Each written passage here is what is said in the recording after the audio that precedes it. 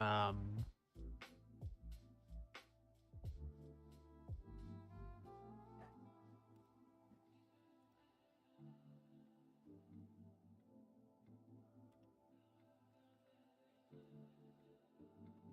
just figuring out how to stream.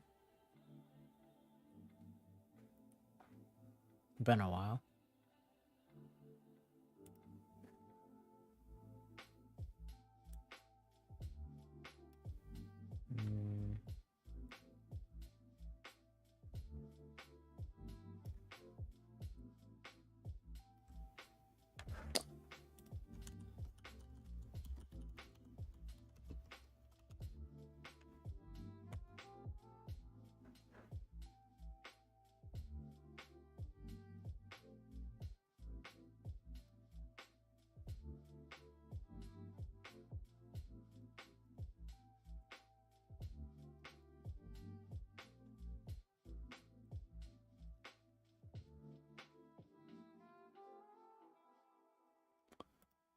Mm. I guess that works. I don't know what it looks like. About to find out. Is there audio? I guess that works. Yeah, there's audio. Okay.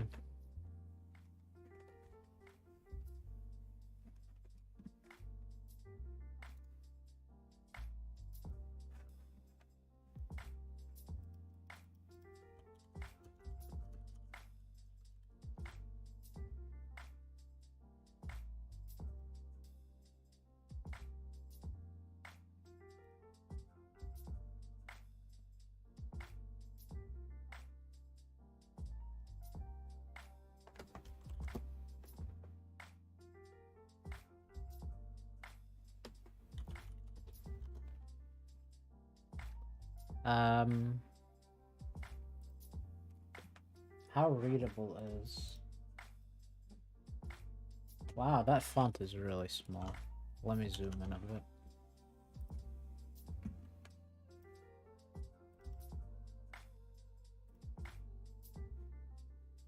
Like that or something. And this, and... Why can I not see the message now? Okay.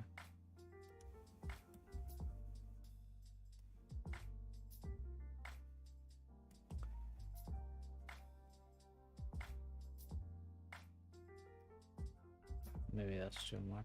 I don't know.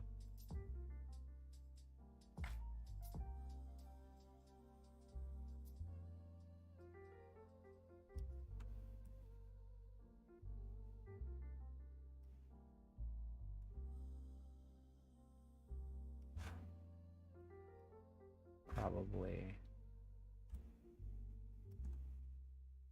that. Ah, whatever. I don't even know. Maybe one less.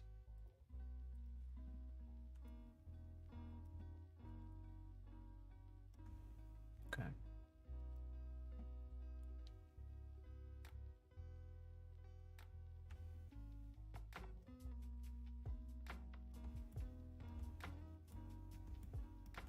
I don't know if longer messages will be cut off. We'll see. We'll figure it out later. Anyway.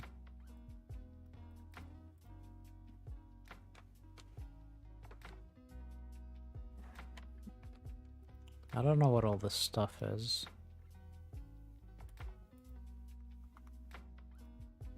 But I guess it doesn't matter. Okay.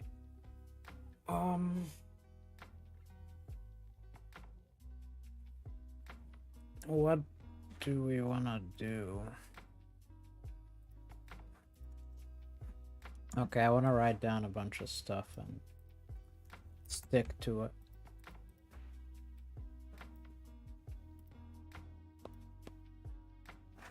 Namely... Okay, so... Goal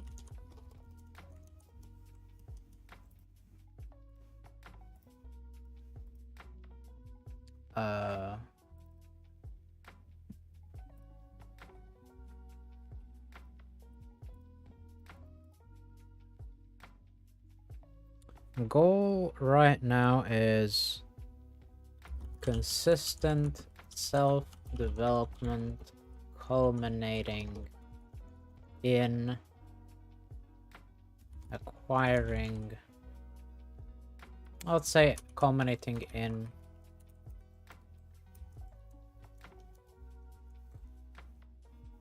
why am I using this wording? Consistent self-development into landing a job, let's say, or a career advancing job. There we go. So how do we do consistent self-development? Well, gotta figure out how much time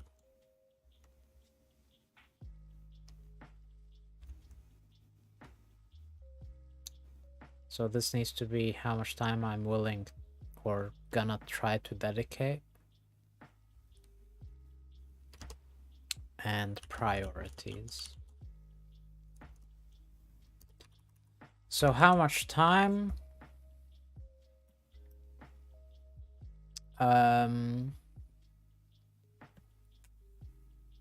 I want to say at least 1 hour a day. At least 1 hour per day. So that will become our initial consistency goal, is 1 hour per day. And I'll say here, not necessary to be streamed. But if I can, I'll stream.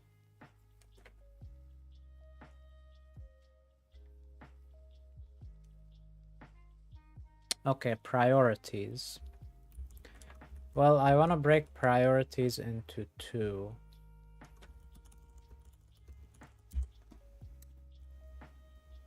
One,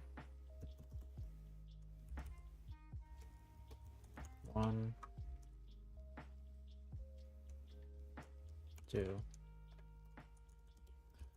So one will be things that count as self-dev, which are kind of easier to get done. Things that I wouldn't procrastinate, and two is things that I would procrastinate. Or, you know, things that... chores, let's call them chores. And one... what's the opposite of a chore?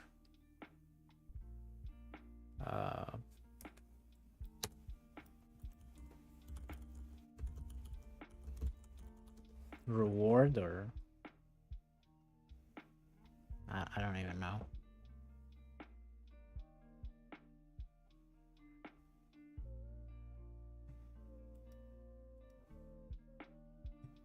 Chores and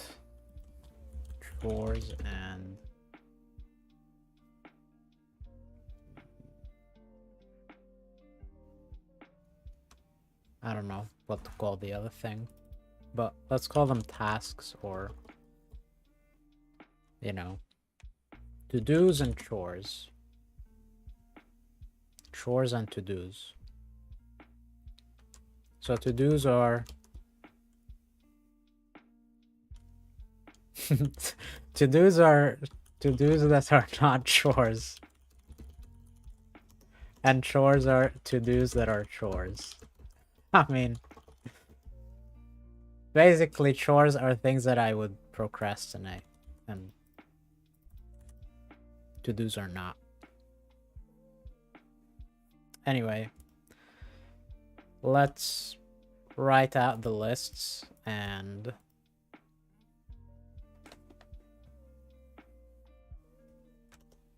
go from there.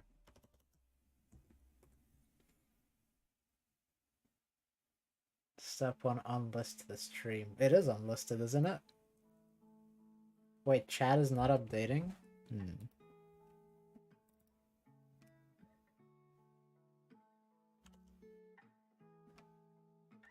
You're right. I messed something up.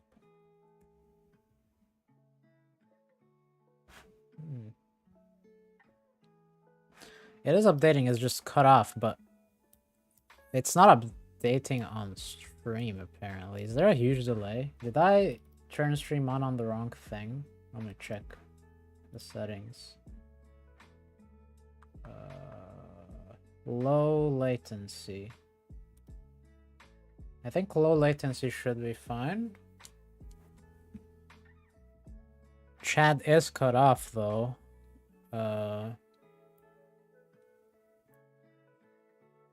I guess what I can do is I can zoom it out. Or you know what? Let's keep it at that zoom, but just resize it. I don't know how bad that will look, but I'm just gonna do it. I think it should still be readable.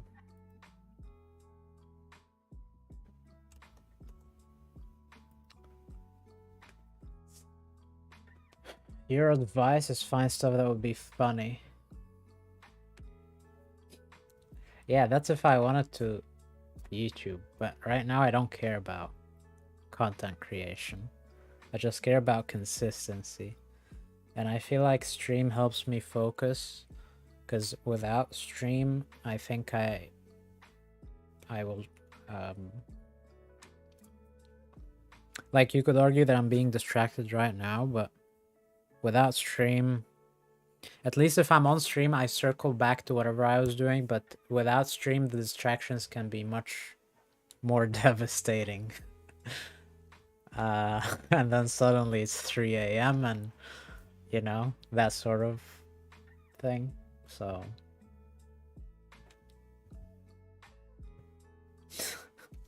anyway, is it readable?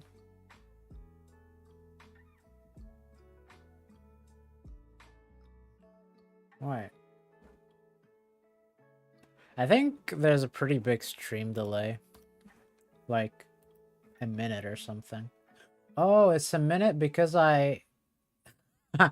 because I'm 1 minute back on the VOD. Okay, never mind. I think there's no delay. Ignore me. Okay, so to-dos and chores. So both to-dos and chores are things that need to be done, and they'll be ranked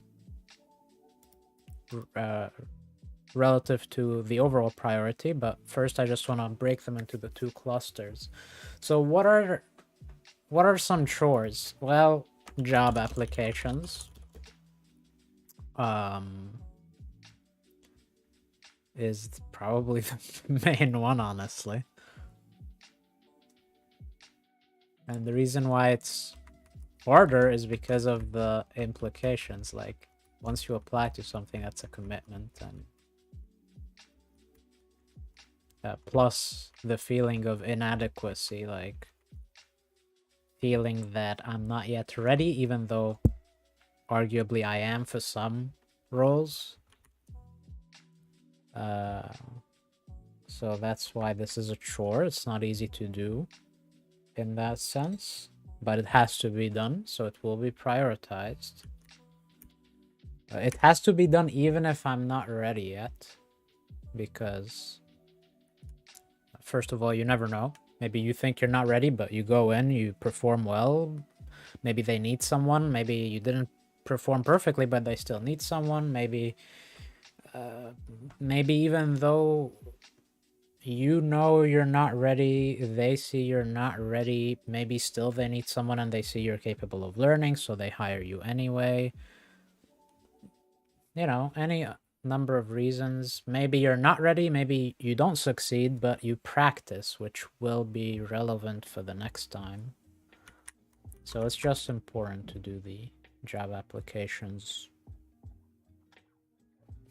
I mean, at this stage from right now, probably.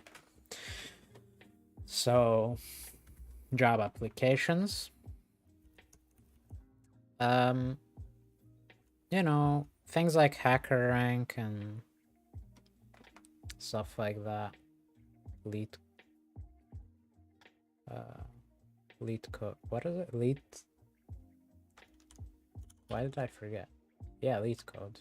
I don't know. Lead code sounded weird for a moment, but it's lead code. So what are those websites called? Lead code, like problem solving or whatever websites. That's called self-contained problem solving, such as lead code.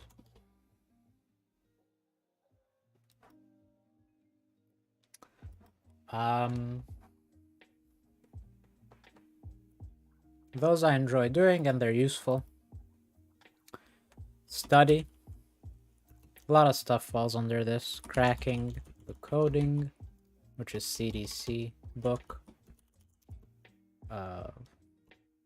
Courses, etc. Those I enjoy doing as well. Project is kind of in between to-dos and chores because it's about getting started. And I keep procrastinating getting started because even though I have a concept of the things that I need to do in order to get started, it's still annoying to get started. But let's put it in on this side because I feel like I'm, or no, you know what, let's be realistic and let's put it on this side. Project.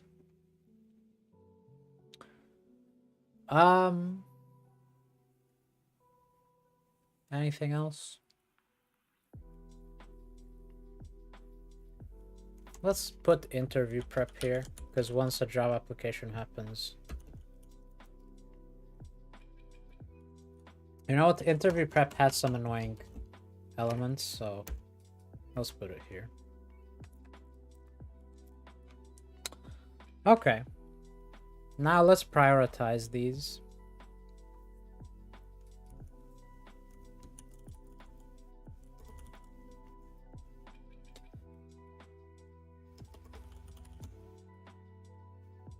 And once we prioritize it, let's set aside time for each thing per week, let's say, or yeah, let's say per week.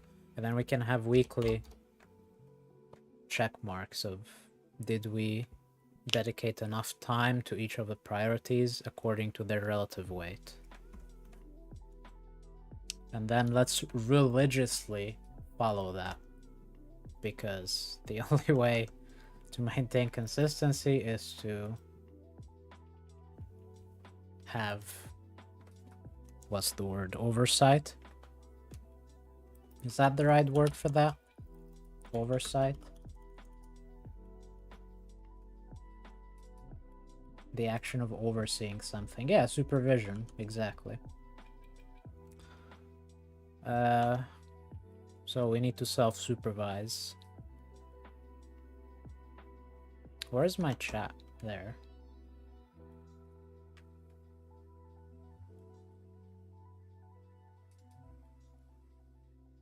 Simply trick them into thinking you're ready.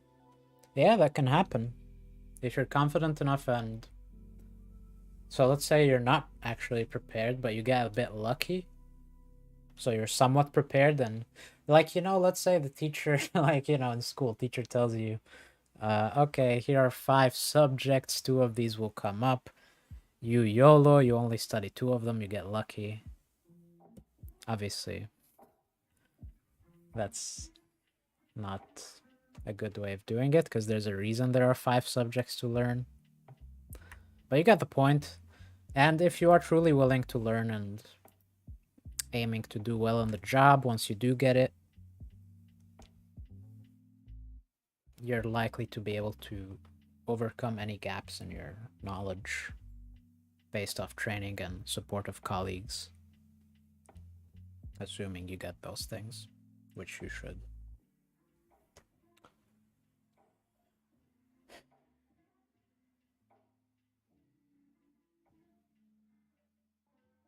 Learn more than you want. Yeah, but to be fair, I do enjoy this stuff. It's just that I don't know. I feel like if I just delve a little bit deeper than where I am right now, I will hit that critical point where it can actually become my hobby, something I enjoy doing even if I'm lacking motivation. I feel like I'm very, very close to that point. I just need to delve a little bit deeper, which I'm aiming to do now. Okay, so let's prioritize these things. There are 5 things here, and we need to put them in a 1, 2, 3, 4, 5 order. I think job applications is number 1. Once you have a job application, once you've been called for an interview, you need to prepare for that. That's number 2. In the meantime, honestly, I think project work is the most important. Funnily enough, the chores are the most important ones. Then studying, in my opinion, and finally, self-contained problem solving is more of a treat, let's call it. I think those are the relative priorities, but that doesn't mean that you only do them in this order. You can do multiple of these things at the same time. So let's figure that out now. Let's do this. And let's do this. Or no, let's not do that. Let's just keep it like this. So,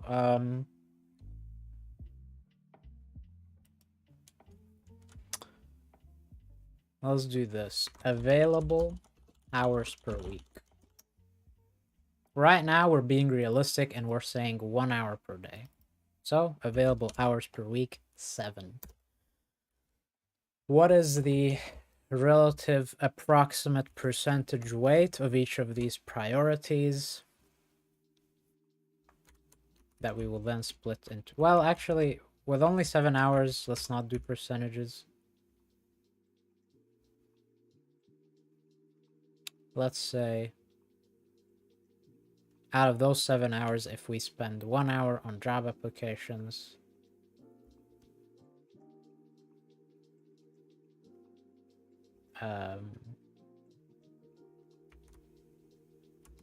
to be honest, once there's an interview lined up, this needs to take 100% time. So let's just do this. That's 100%. That's 1 hour. So this is 100%, which is 7 hours. And obviously, interview prep might overlap with some of these things. Like, interview prep could involve studying and stuff like that, but, you know, it will also involve other things, which is why I put it in chores. You have to research a bunch, prepare for specific questions, prepare a cheat sheet and stuff like that. Project.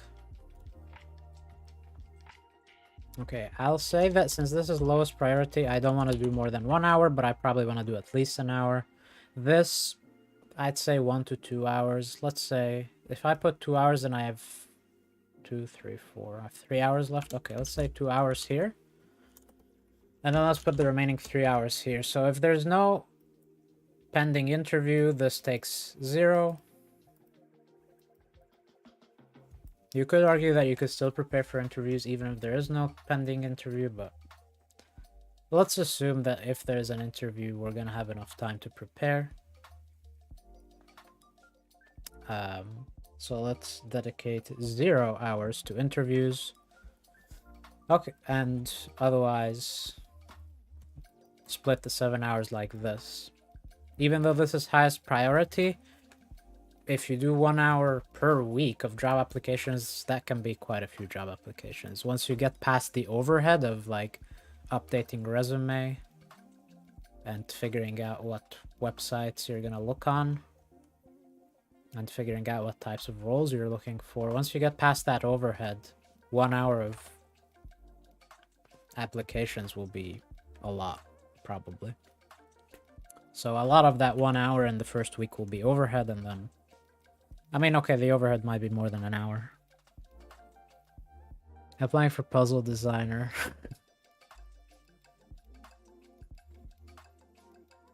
I did apply when Lunark years ago had a, what was it, internship? I think it was an internship for Prismata when they were doing the localization. I think localization was the main project for that internship, and they conducted interviews. I did apply to that one and did the interview, but I wasn't the best candidate at the time.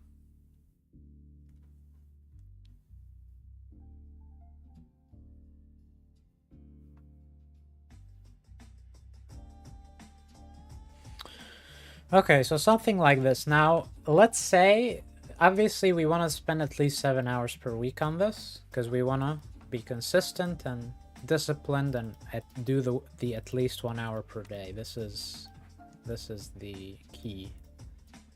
What happened there? Oh yeah, it's because I have dark theme, so it does weird stuff. Wait. Since when can you not do partial coloring in a cell? Okay, brace your eyes. If you're in a dark cave, avert your eyes and prepare, because I'm turning off Dark Reader for a moment. Ah, flashbang.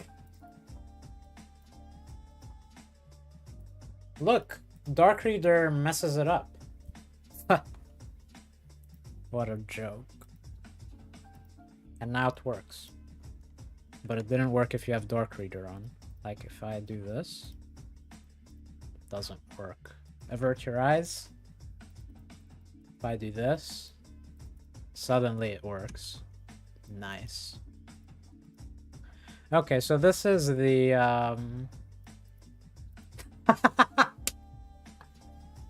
okay, fine. It will not be colored. Fine. You know what? Fine. Here's what we do. Boom. Boom. Boom. Are you happy now? Great.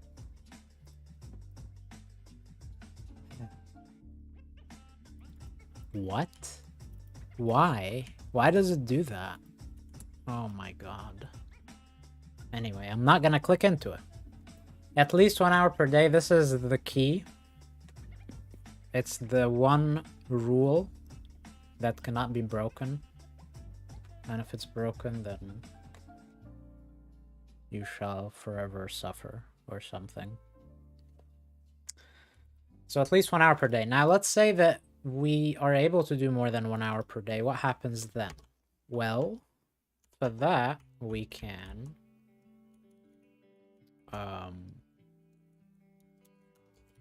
do a thing. We can say, well, that's 1 hour, which is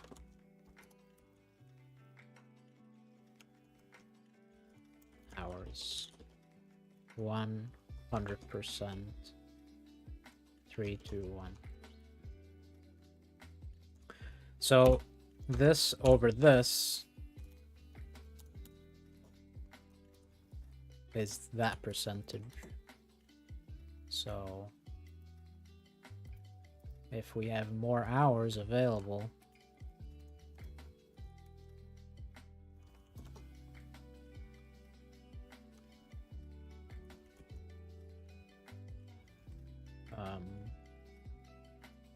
let's do hours per 7, and let's do this instead. And let's do it. Well, no. Let's just put 100% manually here. And, yeah, now we can change this. We can say... Let's say at some point we decide to make it 2 hours per day, then I could change this to 14 and then...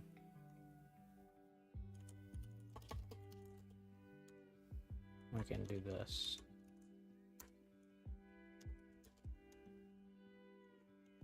What? just happened?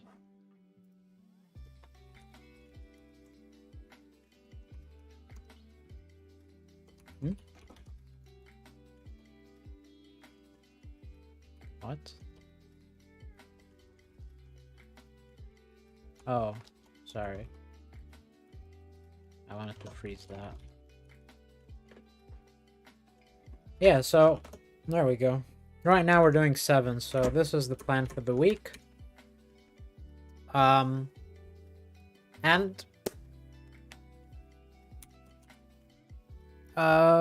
we go along with the priorities. So Java applications day 1, project day 2 to whatever.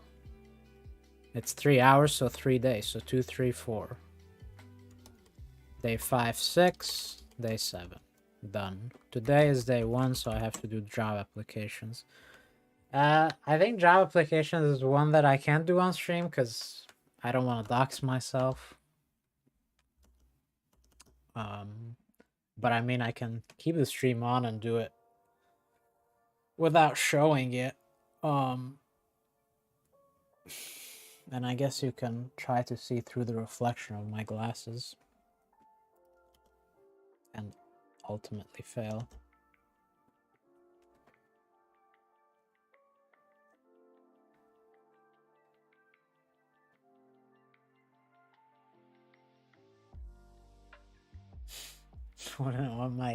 That's not my personal email though that got leaked, but it's still annoying that it got leaked. Also, look, good old Huel is still here.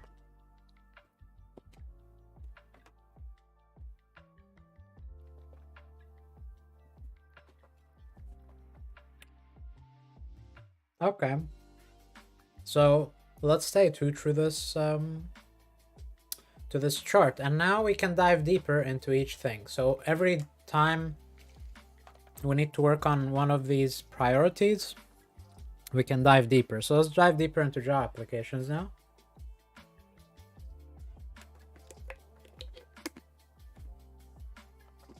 What favorite chess timer? So boom, new tab, Java applications. What are we gonna do here? Font 24. Job applications. So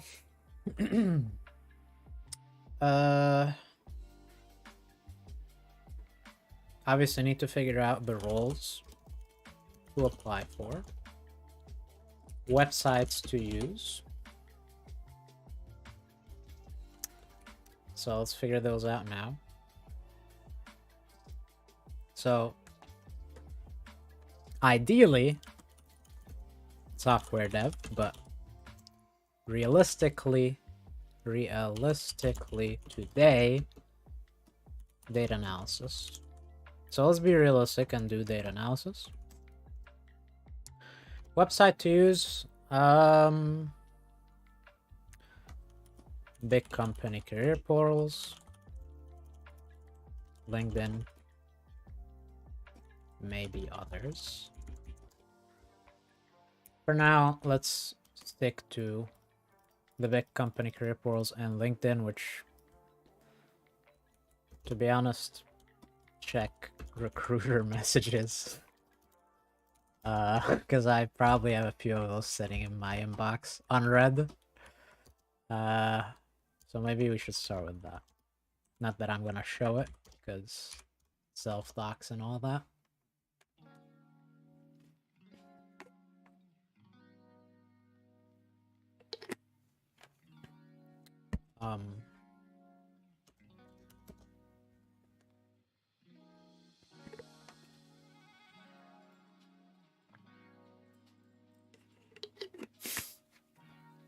Hand jobs.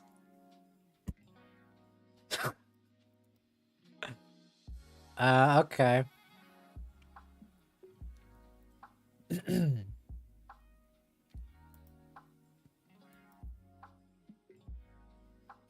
So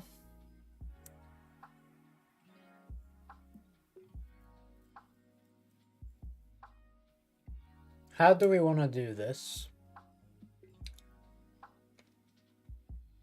Well, I gotta keep in mind that So here's the thing. Do I care about salary research in advance? Or do I not care because one goal of this is to just get practice in interviews anyway? Plus, probably I'm only doing remote interviews anyway. So it's not like there's a lot of effort in commute and all that to attend an interview. So in that sense, since I care about practice anyway, probably there's not much point in doing salary research in advance, because either they give me an offer or they don't. Just by virtue of getting the interview, I've already gotten one of my goals, which is interview practice. So in that sense, probably just apply to stuff. Start with big companies, apply to their stuff, and once we've done our 1 hour per week, move on to the next priority. Because this is a chore task, so we just want to get it done and move on, right? And this is what I'm talking about. If I was not streaming, I couldn't convince myself this easily. But by virtue of streaming, somehow I overcome these mental barriers. So even though streaming does take some overhead effort, because talking like this and all that, I wouldn't be doing that without this stream. And, you know, it would take less effort in that sense, but on the other side, it would, you know, I would leave myself open to distractions even more, and I probably wouldn't make good progress on the chore tasks.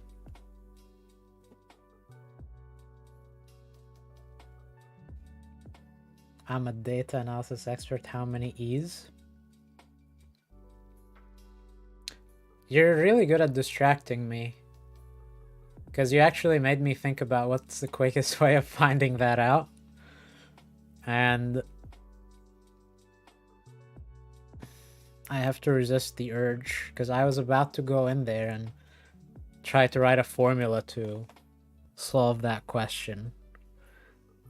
Generally solve it. So like, even if it was a huge spreadsheet.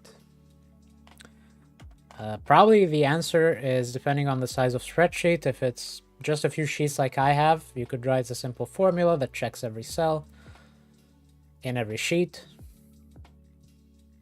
That wouldn't be feasible if it was a huge spreadsheet, because you would have too many sheets to copy paste to. So then you probably, if you're in Google Spreadsheet, you could use Google Apps Script to solve it with essentially JavaScript. And that's as much time as I will dedicate to that rabbit hole. Thank you very much. So moving on, job applications. So I guess I'll start by looking at LinkedIn and see what's up there. Also, I will start a timer that I will try to put on screen somehow. How do I do that easily? I can't think of an easy way. I have to open a new tab. Timer 1 hour. Okay, I started the 1 hour timer. I have to add it on screen now. Oh, the walls of streaming. Window capture, timer, opera. Okay. Yes, that. Resize.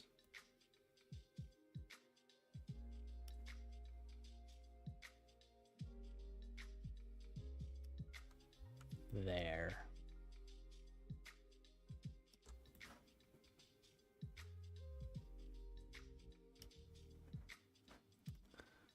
There. So that's our... Wait, let me put it like elsewhere, but here or something. That's our 1 hour timer. Do I just get this out of the way today?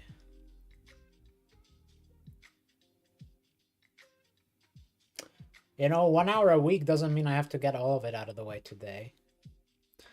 If we go back here, we can also do this a different way. We could do it hours per day.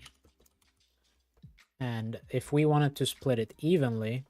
Okay, but here's the thing. Some of these things, it doesn't make sense to split them. Like, if you want to work on the project, it doesn't make sense to, like, be like, oh, I'll do 15 minutes of that today. Because there's the overhead of, like, getting into the mind space and, you know, establishing the context, booting up all the information and putting it into your random access memory if you're a cyborg. That takes time. So, but maybe with the job applications, it does make sense to do it. I don't know. Let's say that today we're actually going to do half of that. And tomorrow we're going to do the other half. Okay. So 30 minutes today. So here, day 1, day 2. Let's do this because I'm lazy. I'm lazy and it will literally take me more time. Oh, it didn't. Never mind. It was pretty fast. It probably took me the same amount of time.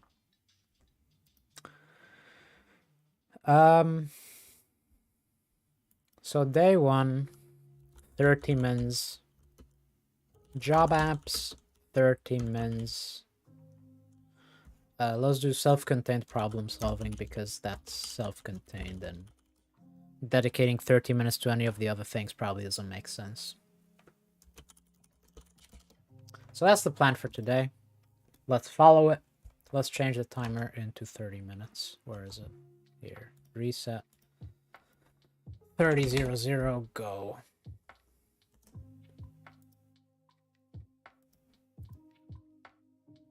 Okay.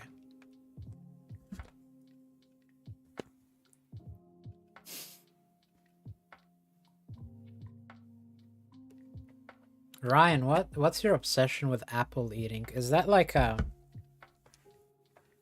euphemism or whatever you want to call it of some sort of getting a new Apple product and being addicted to it and calling it apple eating and shame?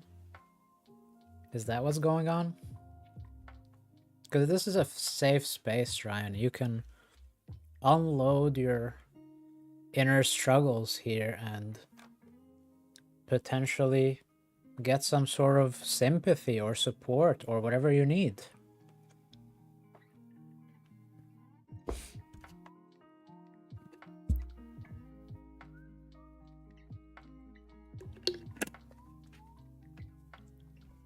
Well, I'm eating berries. I don't know what you think of that. Or to be more precise, drinking berries. Actually, Huel is kind of, I think it's a non-Newtonian. Is that what it's called? Non-Newtonian fluid? I fully realize I'm being distracted, but I'll just look this up. Non-Newtonian fluid. Yeah, non-Newtonian fluid is when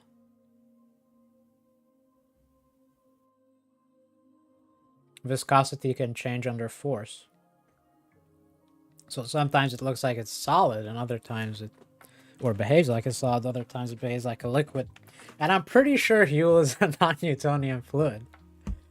It has such a weird consistency. Anyway, moving on. So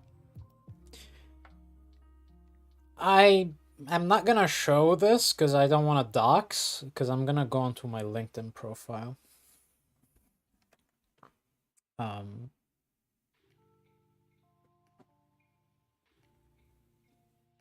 I'm pretty sure, depending on the angle, I could accidentally dox myself with my glasses. Like, how readable is that stuff there?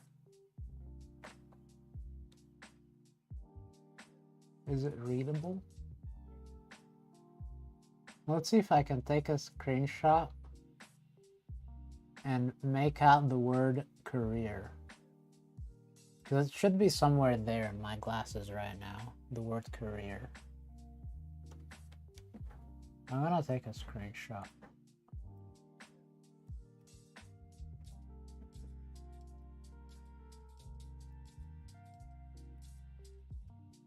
Nah, this camera is too shitty. Nah, you can't make anything out, I think.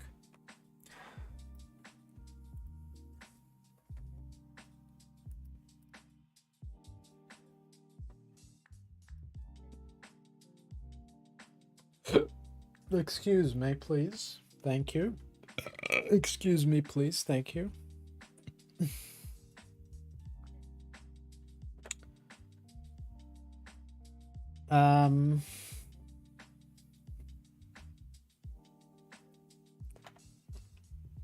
Like, what even is that, man? What in what I said sounded anything like that regarding the non-Newtonian fluid? Is it intentional that the stream is unlisted? Well,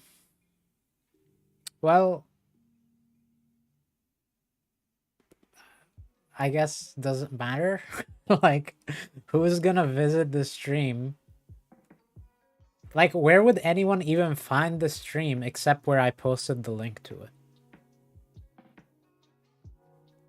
Like, okay, in Twitch, maybe if I stream on Twitch a game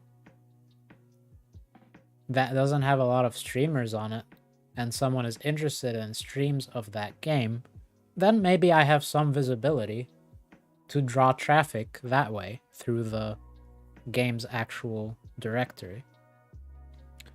Probably on one of the more saturated Twitch directories, there is almost no chance to draw any traffic that way if you're a small stream.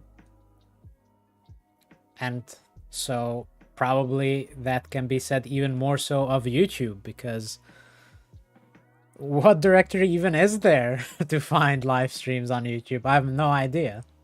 Like, how would I have any sort of presence to draw traffic if I make it public?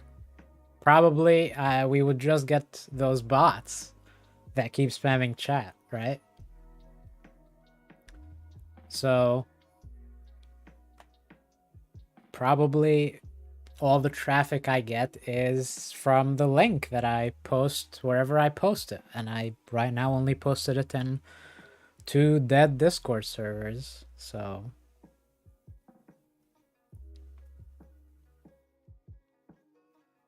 yeah. Anyway, look at that. We've wasted 7 minutes without any progress. You know what that means, right? It means that we're gonna reset it to 30 minutes. And now we're gonna employ the Pomodoro technique. For those who don't know what that is, we'll briefly look it up, and then we're gonna reset the timer again to make up for the time loss. And then we're gonna employ the Pomodoro technique. What is the Pomodoro technique? It's a time management method. It uses a timer to break work into intervals, typically 25 minutes, separated by short breaks. Each interval is known as a pomodoro from the Italian word for tomato, after the tomato-shaped kitchen timer. And the key element is you resist all interruptions and you train your brain to focus, which means no reading chat. There will be time to read chat afterwards. No getting distracted. You will ensure you stay on task. So we're now going to employ the Pomodoro technique for 30 minutes and do job applications. It starts now. And the only distraction I'll allow myself is to make sure I don't self-dox while doing this. So that means I must not open anything in Opera and hope my glasses don't reflect anything. I will, however, take some notes as I go along. So it's not just about websites to use, it's also about resume / cover letter. Probably no need. Well, we'll see if I need a cover letter or not. So let's break these into two. Resume, cover letter. And any relevant research, if any. Though probably relevant research can be put under interview prep.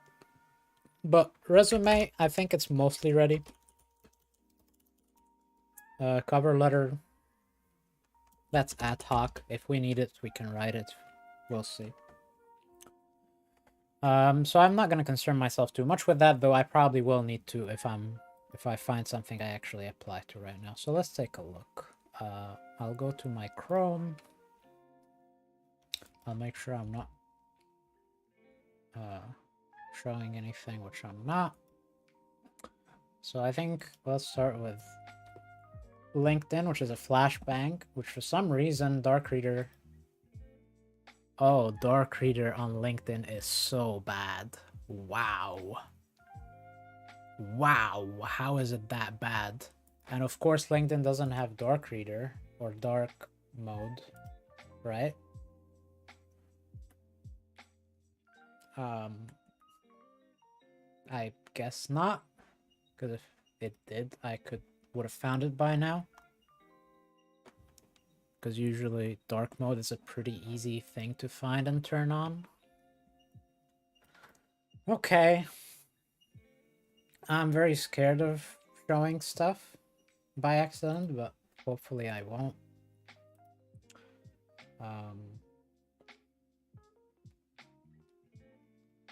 Though, to be honest,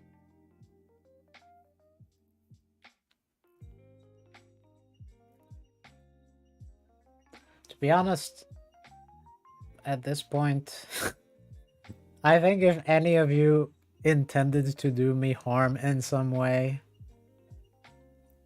you probably would have been able to, because, like... Anyway, I'm getting distracted.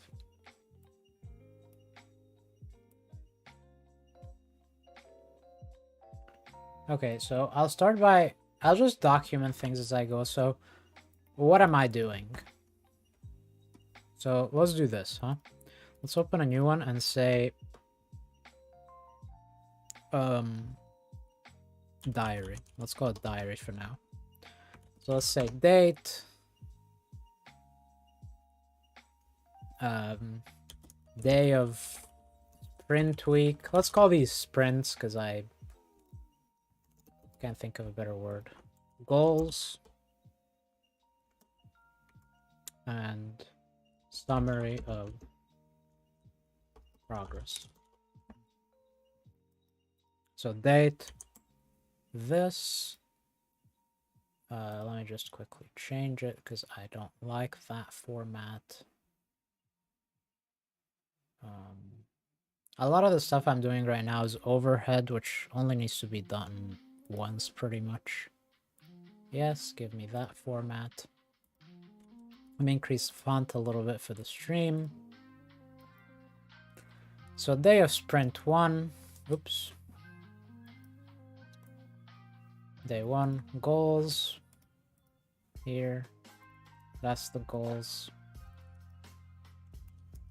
Let's do this and this. And this. Summary of progress.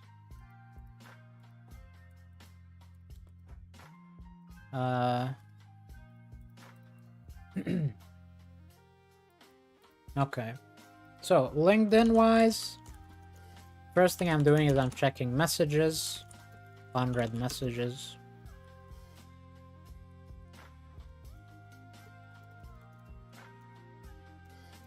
So that's what I'm doing right now. For a sec I got scared and I thought I showed something on stream, but I'm reading stuff from the other browser. Okay, so messaging on LinkedIn looks like my most recent unread message is 20th of April.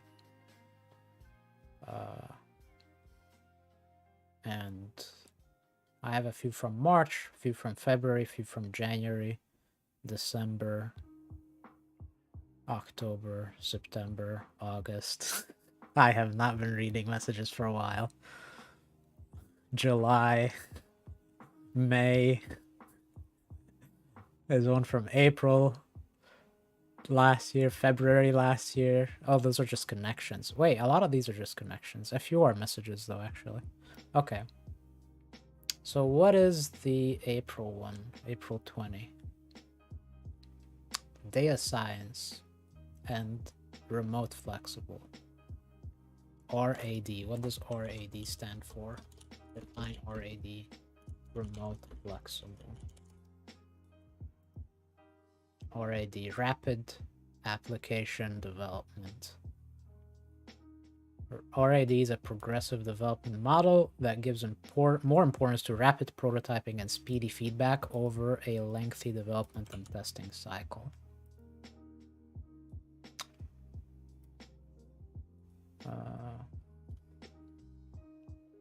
So this is how many weeks ago? 2 weeks ago. I'm a recruiter. Wanted to see if you're interested in chatting. Oh wait, RAD, Research Analytics Data Science. So yeah, obviously the different acronyms will mean different things at different places, or the same acronyms will mean different things at different places. Based on work you're doing currently, you would be a great fit, might really enjoy it.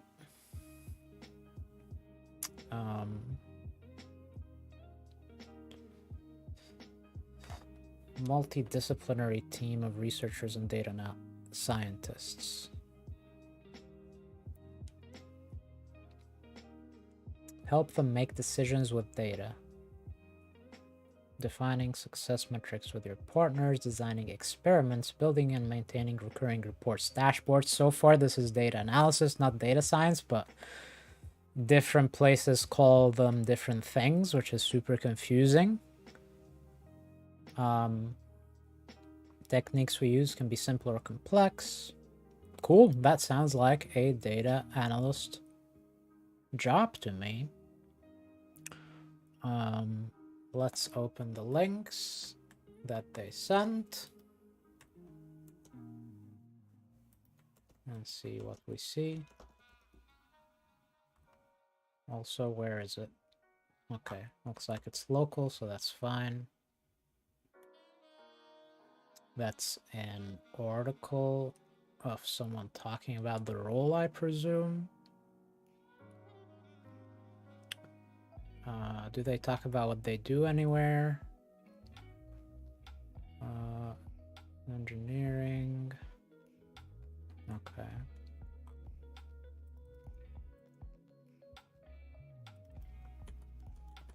Let's look up the company real quick.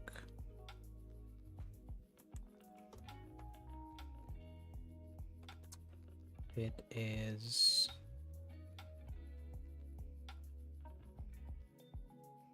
almost 1,000 employees.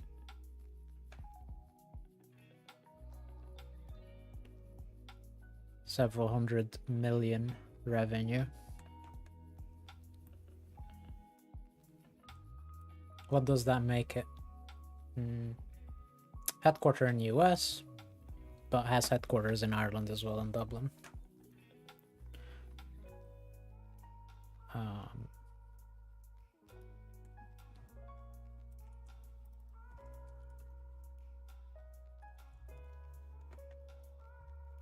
Cool.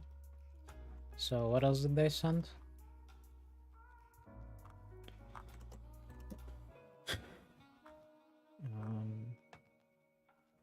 Oh, they have a sublink.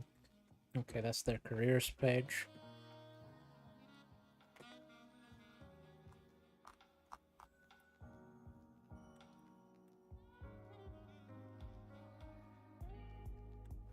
View demo, what is that?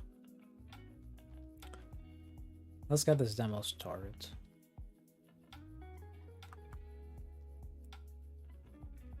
Okay, let's do this in private browsing.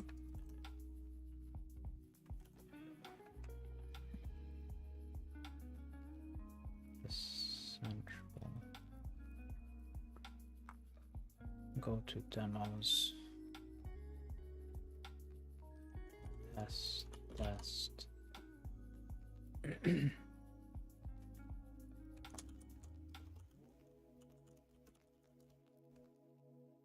You actually need an email to do the demo. And I don't feel like providing one, so we'll provide a temporary one. Okay, go to demos.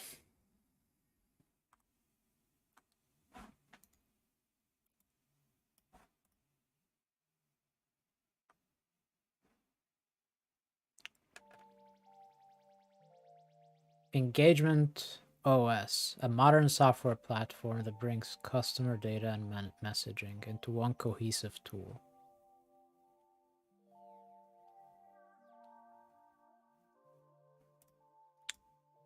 Letting you create the most personalized, targeted customer journeys ever. Marketing, support, sales, tying the business to the customer.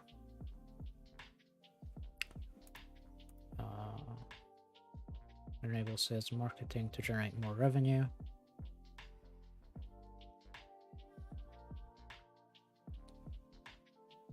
Grow their existing customers. Support solution allows support teams to optimize and scale.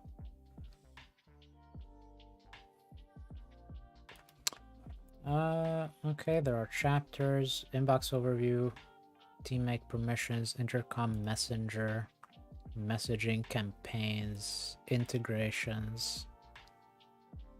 Okay, that's cool. Now let's look up how they make money.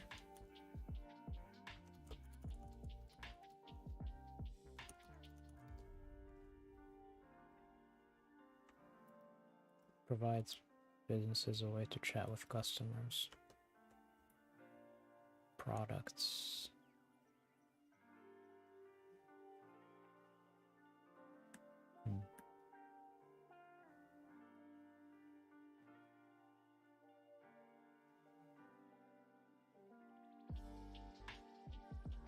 It's not readily available to me.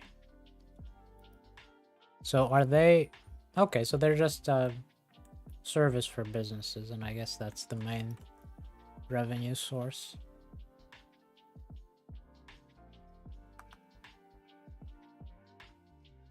From what I can tell.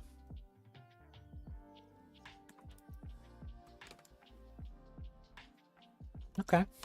So going back to the links I was sent. See open roles. Data scientist. Looks like that role is still open. At least it's still listed on their website, and it's the role the recruiter reached out to me about. Okay, I have to turn on flashbang mode because Dark Reader was again terrible on this website. Okay, what will I be doing? Build and automate actionable models and dashboards. The keyword model implies that maybe there is some data science involved in this after all. But then they go on to say and dashboards, which is data analysis.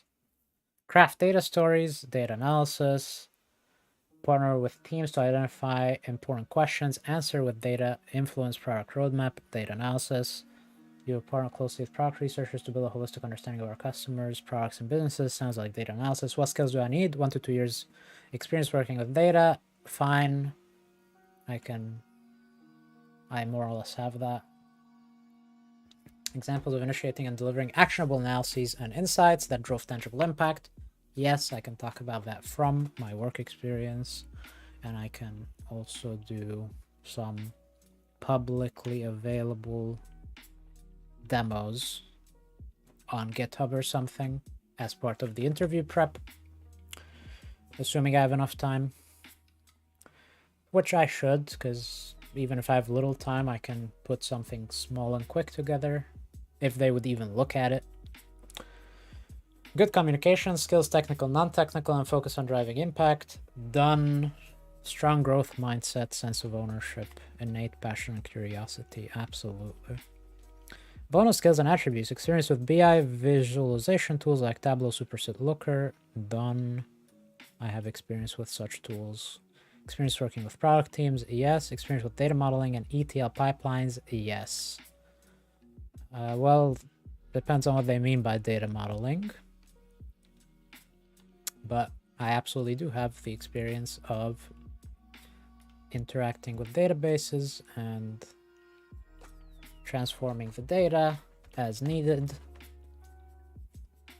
and using it to build dashboards or reports or data stories. So it looks like I do have the necessary qualifications. And this is where if I wasn't streaming, I would probably now get the mental block of not applying, even though every sign points to me applying. Recruiter reached out. Sounds like I have all the necessary experience and skills. It's local. It's a relatively big company. Well, relatively. I mean, who am I kidding? Like, several 100 million is actually, well, okay, I was about to get distracted and start looking into how other companies' revenues look like, but there's no point in doing that because we are on Pomodoro, which means we do not get distracted. So, what do we need to apply? Fill out the form, resume, cover letter. Okay, so we will need to draft a cover letter. How much time do I have left? Wait, did the timer get stuck? Are you joking me? No, looks like I still have 12 minutes. Okay. So cover letter is optional. So there are two options here. Either I could go and spend time putting together a cover letter. Oh, okay. We take a shortcut through the recruiter. So I won't fill the application yet, but I will message the recruiter and see if, well, they reached out 2 weeks ago. Seems position is still open, but also maybe they could tell me that, yeah, it's still on the website, but it's no longer available. In which case, no point wasting time on any of this. So what we do is we respond to the recruiter. Hello, person's name. Thank you for reaching out. I have taken a look at the links you provided, and I would be quite interested in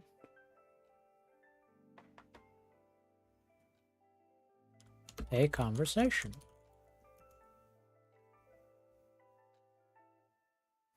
Actually, because it's 2 weeks have passed, I have to phrase this a bit differently. I need to say something like, apologies for the delayed response. I have taken a look at the links you provided and would be quite interested in a conversation if the role is still available.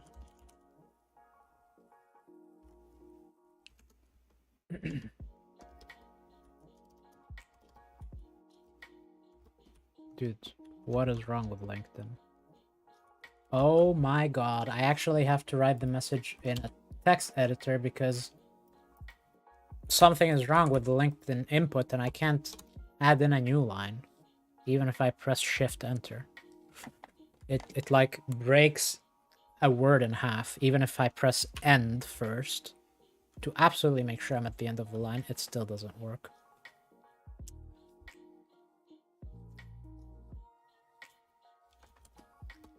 And then I see they asked for my email.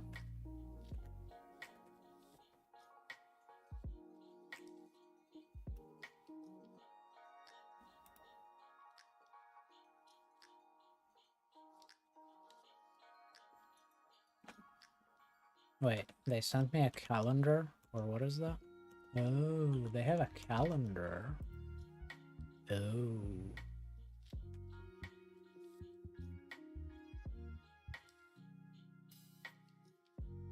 Cool. What day is today? Tuesday. Okay. Looks like they have a lot of availability, but I'm not just gonna do something on that. I'll let them get back to me on LinkedIn.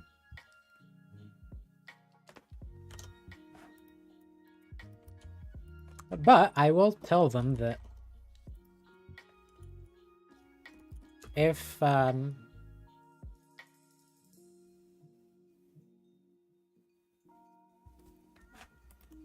actually, I'll just go ahead and look at the times.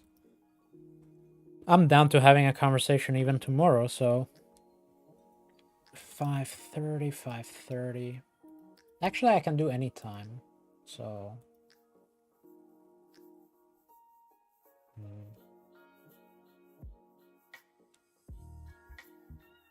but probably in the evening is better. Let's leave it open-ended.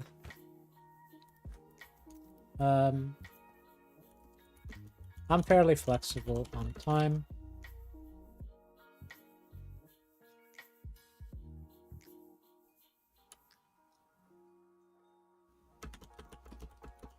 As I'm current. Well, no point in saying that.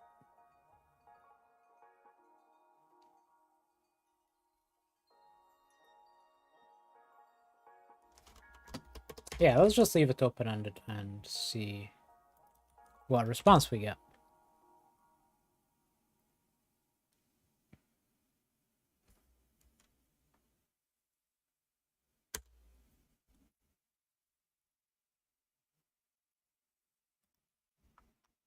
Okay.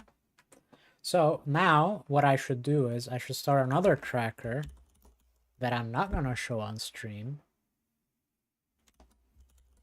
Applications. Do I already have a tracker like that? I don't know.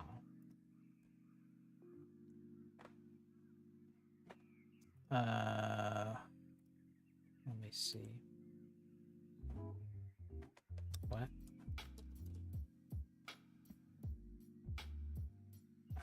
No, dude, that's not what I'm looking for.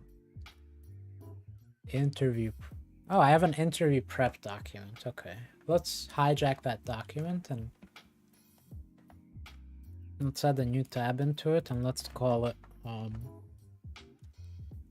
applications. Date. Link. Summary. Date, link, summary. And I'm gonna copy this into that spreadsheet. Except I don't need such a large font there because I'm not showing it. Link is this, I think.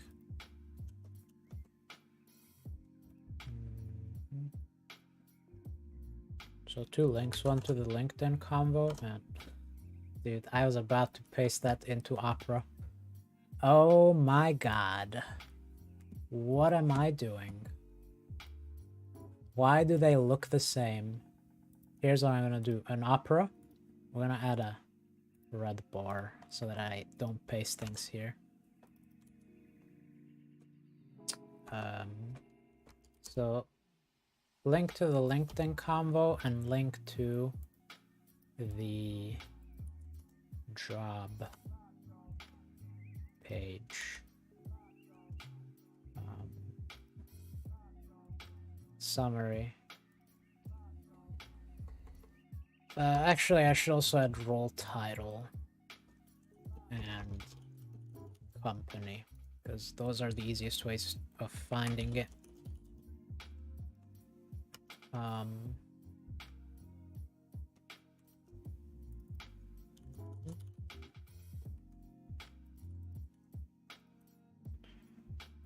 So role title says data scientist, but in the summary I'll say sounds like data analysis.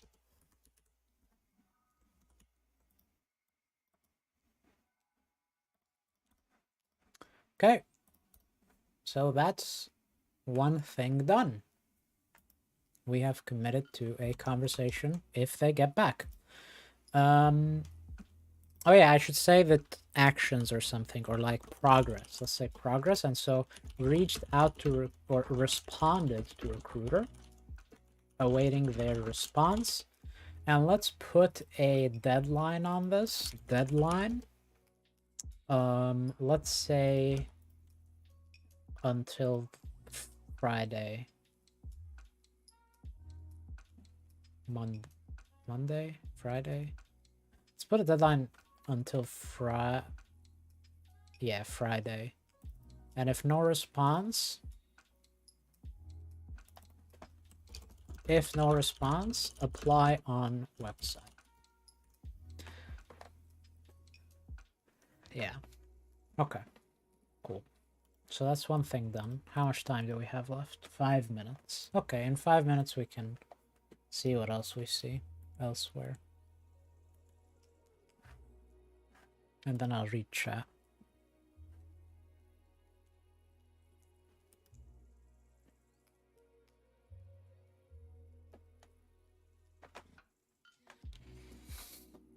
Okay. Also, while we're at it, let's send a connection request to this person.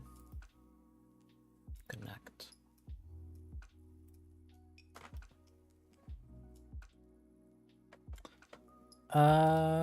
What is this? I'm a reporter at a nonprofit investigative newsroom based in the US. I covered... Well, I don't want to say what they cover because it's what I work in. Hope you'd be willing to speak to me off the record. Off the record means I will not quote you or reveal that we spoke. I'm just hoping to chat so I can learn more, while also ensuring you don't have to worry about showing up in an article or risking your position. Okay.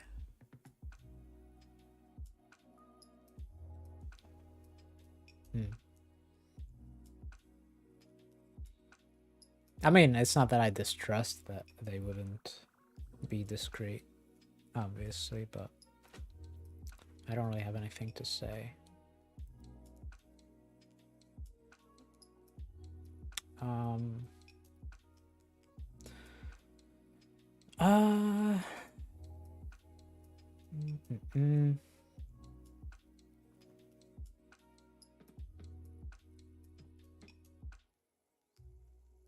Yeah.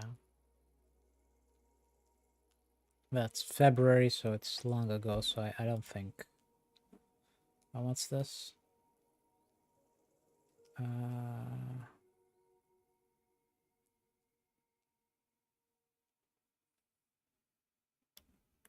Well, just out of curiosity, I'll look at the link they sent. Yeah, it's from February, so no longer. Oh, but it's a senior role. Like, why would he reach out to me about a senior role? Has he not looked at my resume and my page? I'm clearly not qualified for a senior role.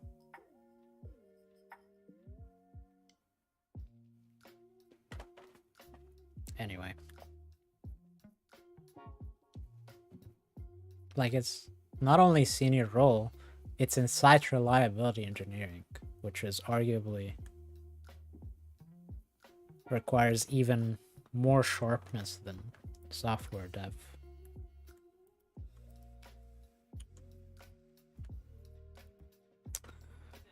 Oh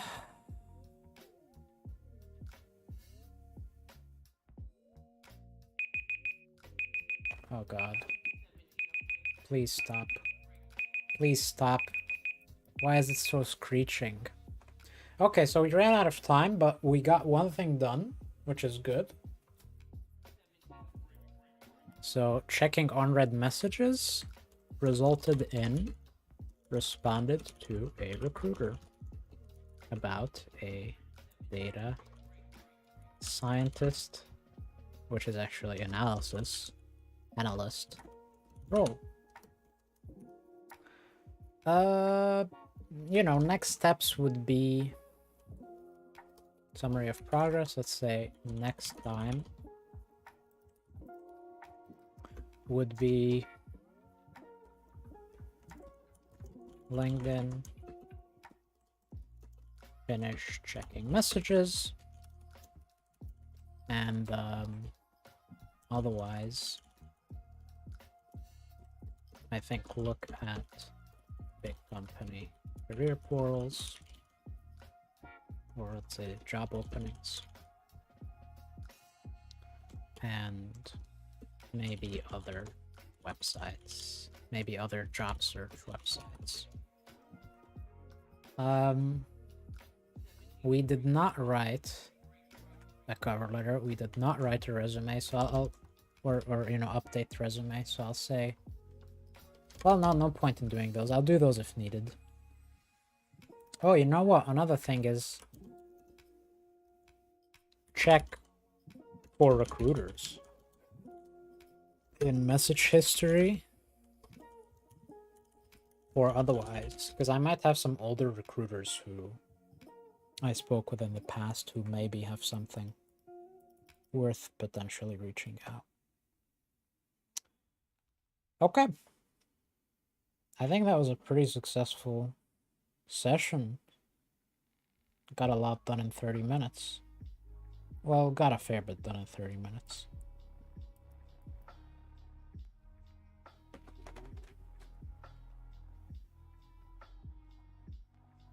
I'm hiding the cam. It's not me. It's the sun and the earth. It's not my fault that we're rotating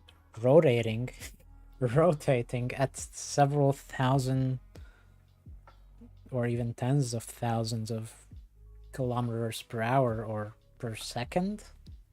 I don't even know. You know what? We've earned a few minutes of sidetracking. How fast is the Earth traveling? 67 miles per hour.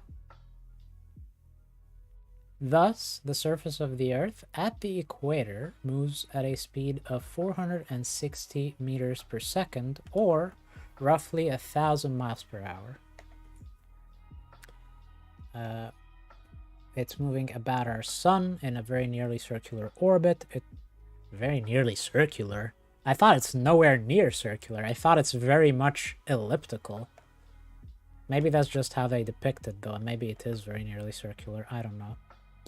It covers this strat at a speed of nearly 30 kilometers per second. Look at this. 30 kilometers per second or 67 miles per hour. Well, thank you for using two different metrics in one sentence. And you didn't even like, it wasn't even like, oh, it's this many kilometers per second, or which is the same as this many miles per second. No, it's like per second and per hour. Thank you very much. But okay, 30 kilometers per second. So yeah, it's not my fault that that happens and suddenly we lose light.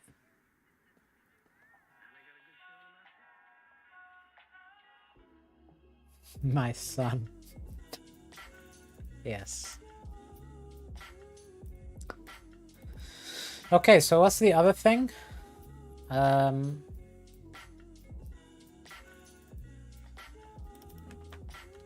don't like this format, but whatever.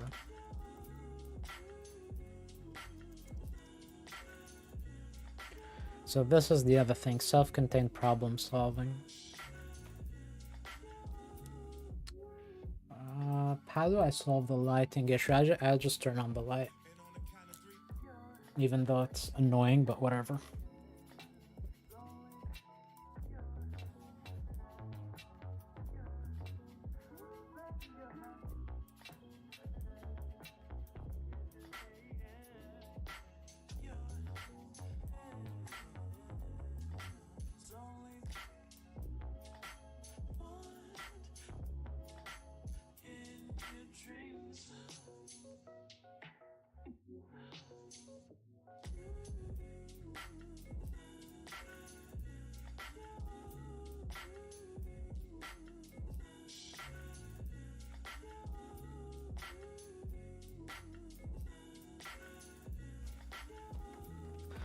Okay.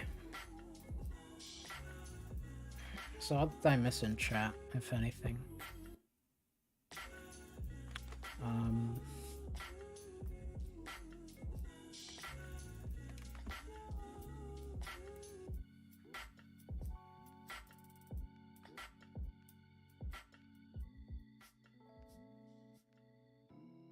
Yeah, I don't know how the timer froze, to be honest.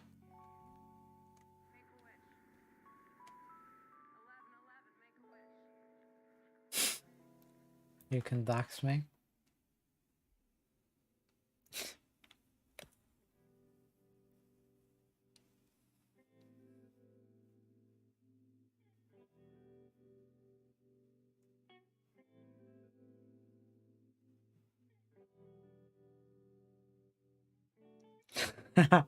Imagine missing an acceptance.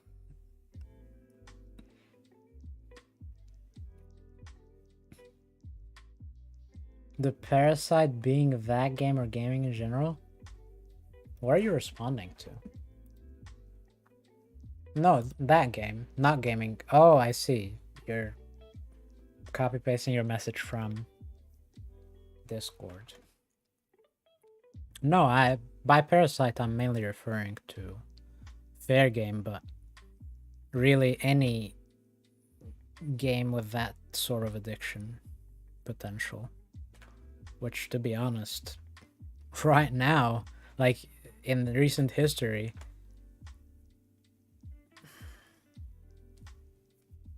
most games you pick up, you play a bit, and you put it down. But these idlers force you to get out of your way. Like they want you to keep using them at consistent intervals, to the point that it's not you who is like, oh, I want to spend some time playing a game. No, it's the game decides when you play it. And that's just parasitic.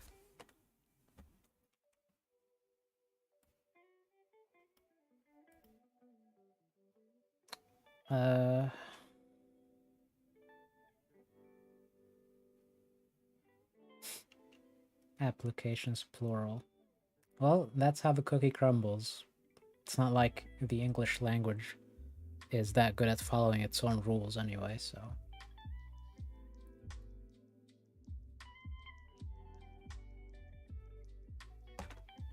Luck into a signature fall.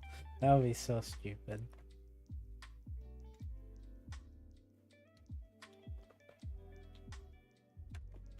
Look like the guy's nephew.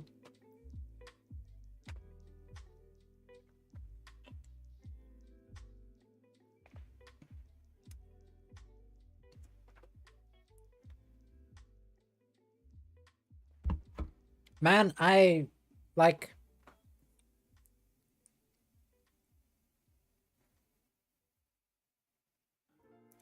I don't even know what to say. Insert rant about what gaming was once upon a time, or game design and game development was once upon a time, and what it is today.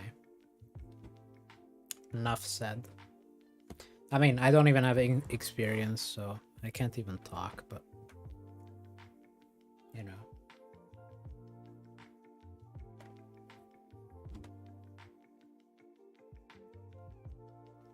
I just feel like once upon a time it used to be an art, and nowadays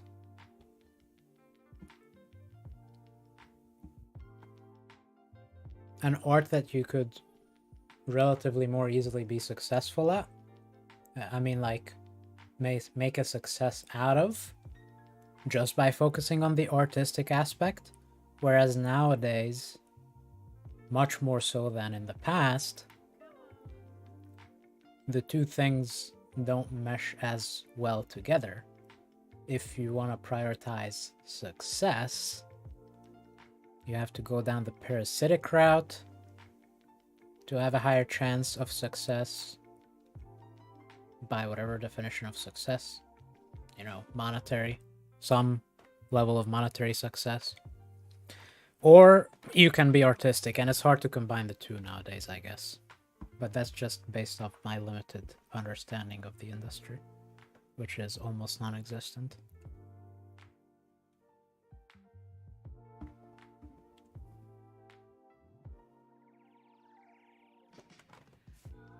Lots of great games today.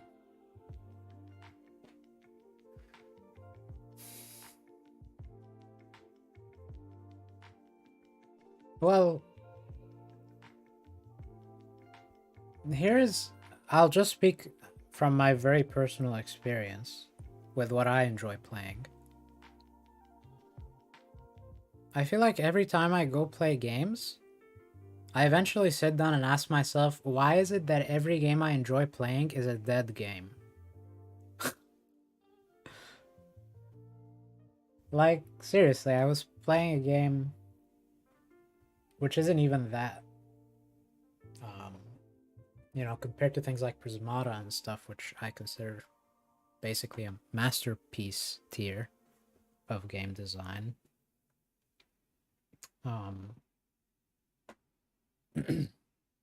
Even other games that are not as... Like, there's this game called...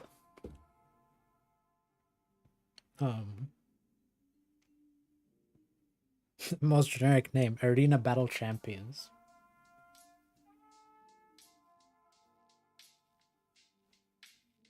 I've been enjoying playing it.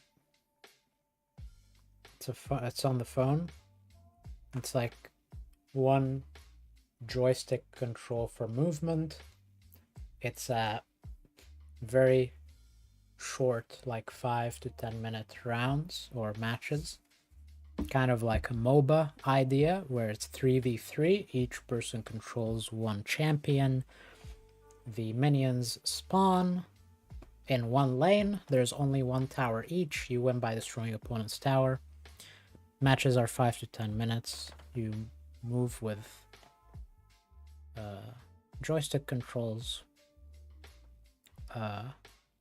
Each champion has a targeting radius, and they attack randomly within that radius automatically.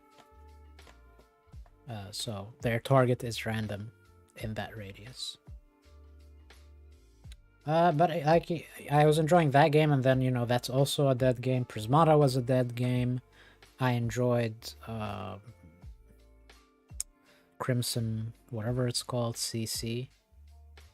Was it called Crimson Crusade or something or other? That game was a dead game. Probably still is. Maybe not. To be fair, I also got annoyed by the RNG and that, but anyway. Once upon a time, I used to enjoy Duelist, and that was a dead game. Chess Evolved Online was a dead game. Eventually, Duelist became a non-dead game, but by that point, guess what? By that point, they went the Hearthstone route with a bunch of RNG mechanics. Like, why is it that every game that's enjoyable is a dead game, and then either they remain a dead game, or they change their game design until it doesn't become fun anymore, and that's only when they become a non-dead game? Like, what's up with that? Oh yeah, Crimson Company, not Crusade. CEO, dead game. Chess Dynasties, or whatever it's called, Extreme Violence Slaughter on Tactical... What is the game called nowadays? Extreme Violence Slaughter on Tactical Board Fight to the Death. Yeah, Fight to the Death. That game is a dead game. It didn't even release. What else? Okay, those aren't the only games I enjoy playing. Like, recently I've been playing some Rogue Legacy 2. I like some roguelikes, which aren't as dead games. Okay, Solar Settlers is a dead game, which I enjoy.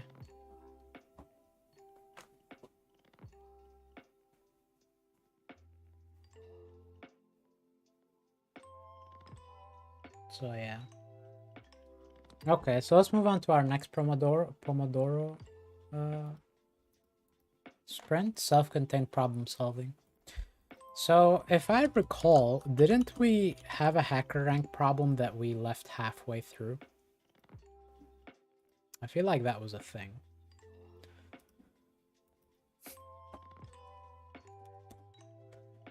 $30, let's go.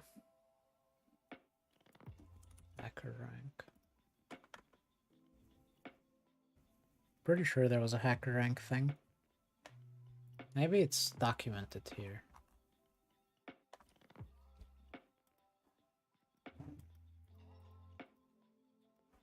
First of February.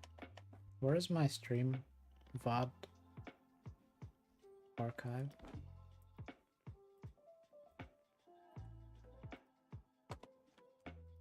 Playlist.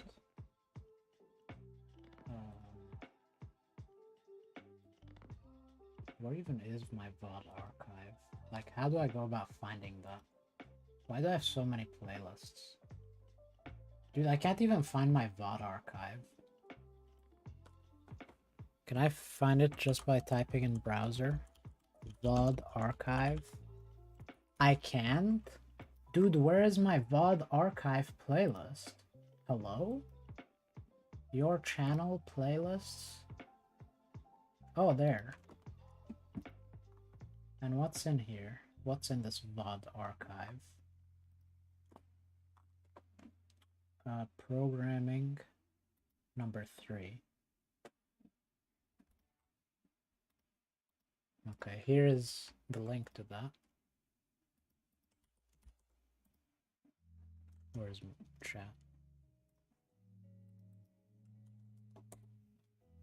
So here's the link to that.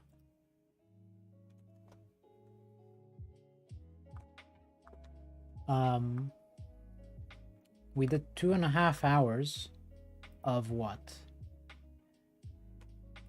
Where did we leave off? Maximum reverse shuffle merge started at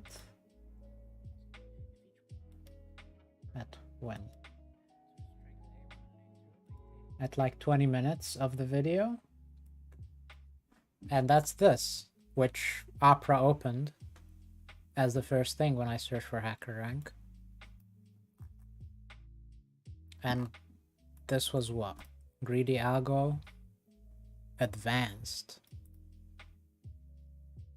Okay. And that was what? The final... Oh, Greedy Algo in interview preparation kit, but how about in general? Oh yeah, I did a bunch of SQL recently. I finished all their SQL challenges. It was kind of fun. Some of them were interesting and taught me some things. Problem solving. So in the greedy section of problem solving, what's left? Oh, a bunch of stuff, and there's only 2 advanced ones, reverse shuffle merge being one of them. But the thing about greedy is that generally greedy means that you don't need any special algorithms and you should be able to solve it intuitively in some way. Maybe the brute force way is not right, but you should be able to intuitively figure out an optimization that allows you to solve it. So I'm not even gonna bother reading previous code because I didn't even leave too many comments. Instead, let's just attempt it from scratch and see what happens. Where's our timer? 26 minutes left, okay. Did really only 4 minutes pass? I feel like this timer gets paused or something. Does this timer get paused?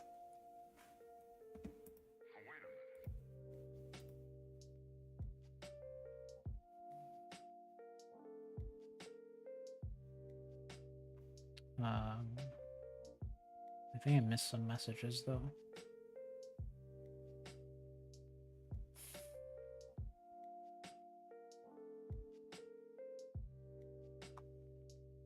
First person shooter YouTube content. I've been playing Crunker, but I'm done playing Crunker. Crunker.io. Pretty cool game.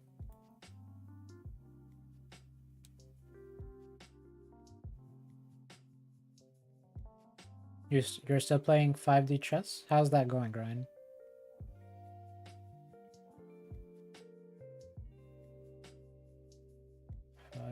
Chess, getting over genre. Oh yeah, the Fadian games. Actually, you know what? Fadian games are cool. I like Fadian games, but they only go so far. They don't scratch all the gaming itches, if you will.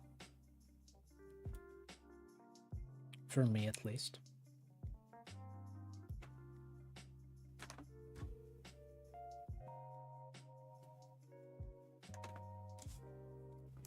Wait, is Ryan talking about a game he's working on, or what's going on? Did I miss some key message earlier? Is your idea?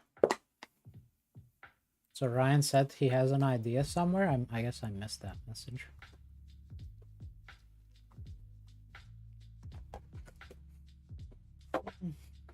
Timer's gaslighting me. Dude, I swear it is.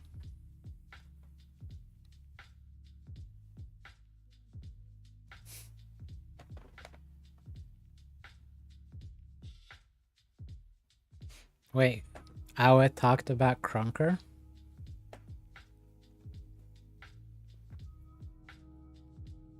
Regrettably, you're not the champion. That was a very close match, I guess I can call it, right? The World Championship, if I recall.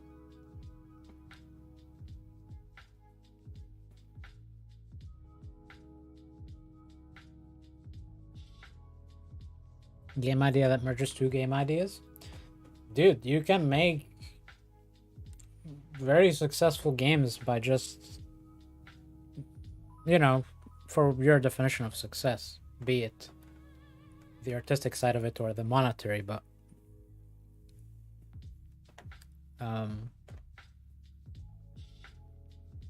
either way, on both of those things, very successful by just merging some basic ideas. And I don't know why I'm talking like I'm some expert on the subject, but I'm basically just rehashing some things I've seen in the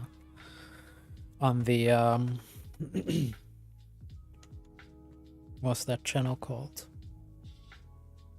All of a sudden I can't remember its name. What's that YouTube channel called? About game design? Somehow I forgot its name. You know, that one YouTube channel about game design. The one where different people give talks. Like TED Talks, but for game design. What is it called? I'm sure if I dug for 1 minute in my YouTube history, I'll find it. But I'm not gonna get distracted right now. Yeah, there's basically just one channel about game design. Okay, anyway. We're resetting this, obviously. And now we go into Pomodoro land, where no distractions are allowed. No reading chat unless it's related to this. Given string A, string A, we define some operations. Oh, now this is ringing some bells. Reverse is just reverse. Shuffle is any permutation, which means reverse is actually one of the shuffle. So reverse A is actually shuffle A.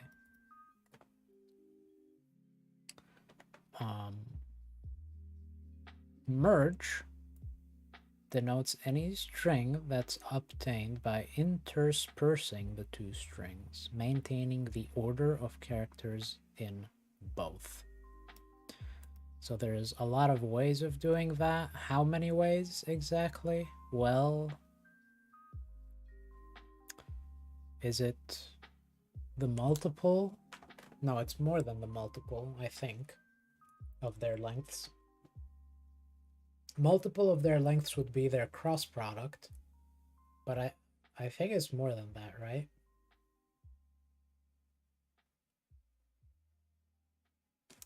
Well, since I can't intuitively figure it out, let's... Where's my stream thing? Let's quickly do it here. So let's call this notepad. Wait, HackerRank? No, notepad. So, merge. So merge A, B, C, D, E, F. So you've got A, B, C, D, E, F. Then you've got A, B, D, F, C. Or D, C, E, F. A, B, D, E, C, F. A, B, D, E, F, C.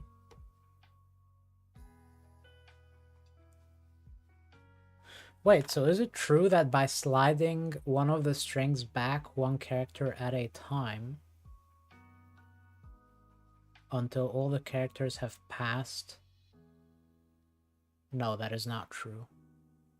I can't do that. I actually have to do it letter by letter if I want to exhaust all possibilities. So first we slide D all the way. A, B, D. Let's do it like 1, 2, 3, A, B, C is easier. 1, 2, A, 3, B, C. 1, A, 2, 3, B, C. A, 1, 2, 3, B, C. And next you reset, and this time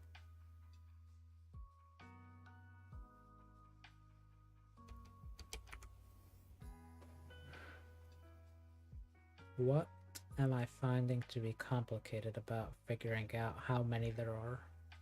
How many possibilities there are? It's not their permutations, because they have to... Like, it's not a permutation of this string, because they have to maintain their sortedness.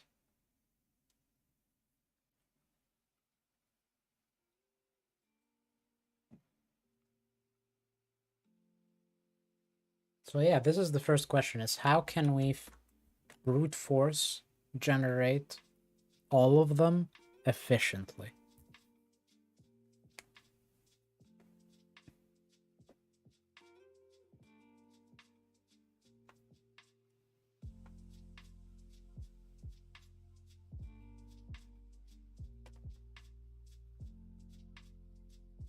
What's the most efficient way of doing that? And it's already a problem that I'm not able to immediately answer that question, because this is a greedy problem. So ideally, any greedy problem, I should be very quickly able to at least figure out the brute force solution, and I'm struggling here. Well, I didn't read the problem fully, though. Maybe what I'm trying to do here isn't simple, and it's not required for the problem. So let's finish reading. Given a string S such that S is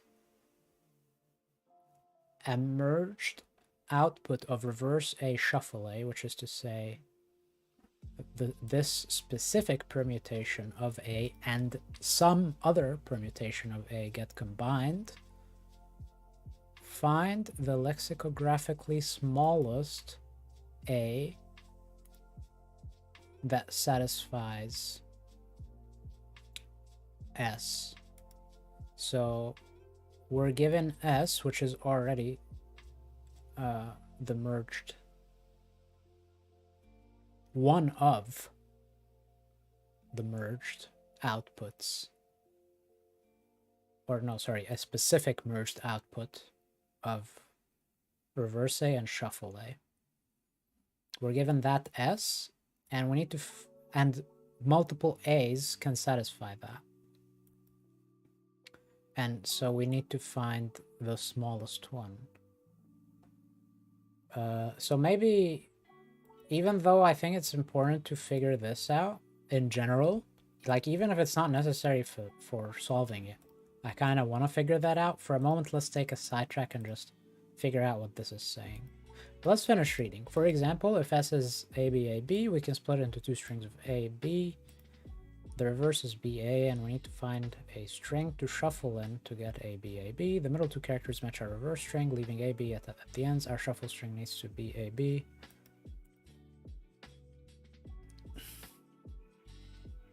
Yeah, so given S, we know that it will contain every character of A exactly twice. So we know S will be of an even length.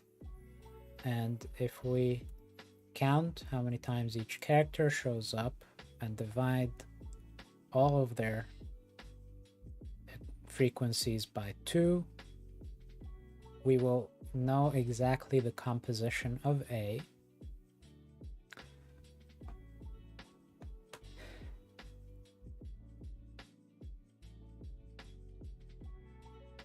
Shuffle A means that we can pick any A, because shuffle A is any. Oh my god, I feel like I just figured it out and I can remember the pain I went through last time. I could be wrong, but hear me out. Shuffle A allows for any choice of A because it's any of its permutations. So shuffle A holds no constraint on us literally just picking smallest A given the frequency analysis that we've done on S. So the only thing that's a constraint on our choice of A is reverse A, because when we intersperse these, after which we get S, the first item that entered the merge function needs to be the reverse of A, and those characters need to be in order in S. So if we greedily choose so we calculate the characters of A, and then we parse S, we go through S, and we greedily choose the characters that are most out of order. And because of the reverse A, it might be the opposite. Maybe the most in order. I'll have to do some experiments to figure out which of the two. We greedily choose the worst characters that are forcing us to be as far from the smallest lexicographic A. We greedily choose those to be the shuffle A characters. And whatever we're left with, we decide that that's reverse A. And then we reverse that, and that gives us A. I think that should work. Dude, what's with this timer?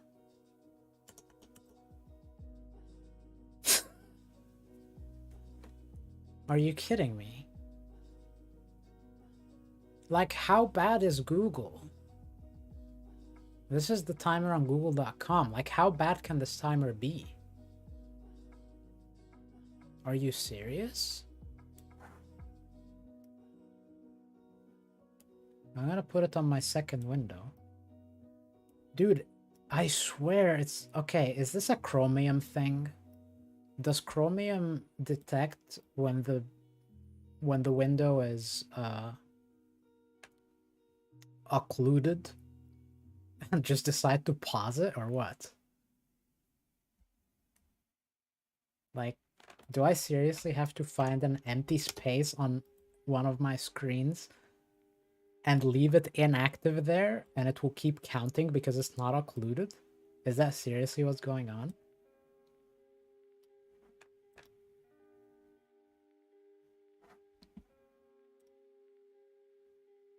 And where's my chat window?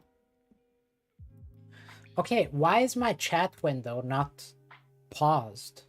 It was occluded.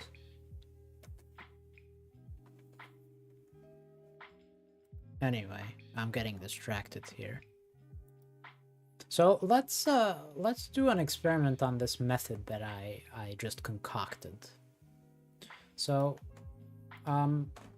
S is merge reverse A shuffle A. S is merge reverse A shuffle A. And it's not actually equal, it's element of.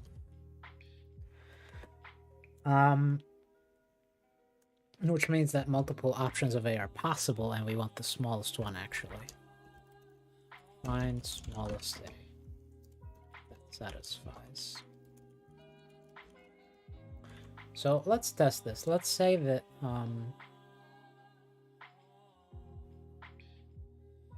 actually, how do I even test this? I need some input that they tell me the correct output of. Okay, let's test it on this. So this is S. And we need to find A, which the correct answer for smallest A is this. So my initial greedy thought was find the worst characters here and decide that they're shuffle A. And the leftover is reverse A. So, but I think we might need to do the opposite because I want to find the most in order letters, because if I chose the most in order letters to be A, to be shuffle A,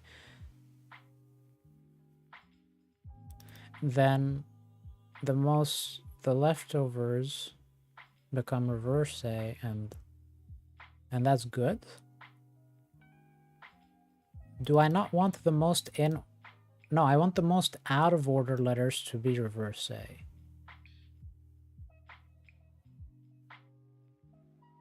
Wait, can't I greedily choose the most out of order letters to be reverse A and allow the leftover to be shuffle A? Get the most out of order letters. That's reverse A, you say? Yeah. So here's what we do. We do the following. We say,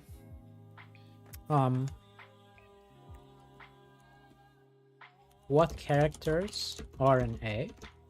And we do that with frequency analysis. So we count how many times each letter shows up. So we've got, dude, let's just do it in spreadsheet. Formulas, this might as well. So unique.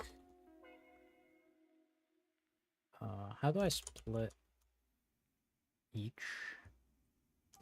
I think I can just split by empty delimiter, no?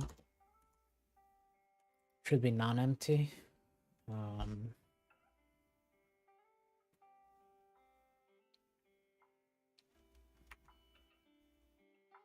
Wait, I actually don't know how to do this in spreadsheet mode. I don't want to get sidetracked though, but I'll just think for a moment to see if I can figure it out real quick. So I have this string here. Does split have any special inputs?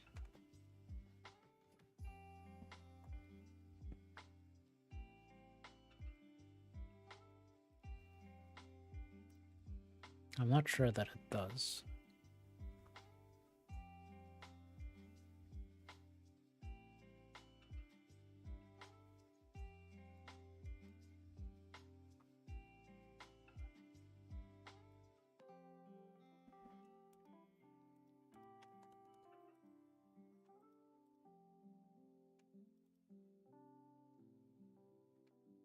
Can I do some sort of recursive extraction?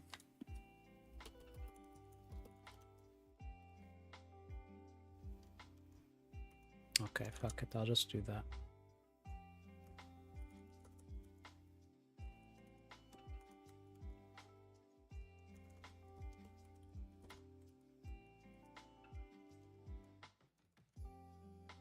This is a very hacky way of doing it, but whatever.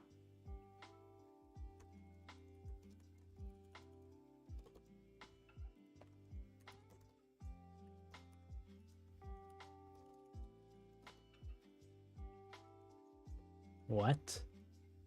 Oh, right, because unique only works on a transposed, on a vertical input.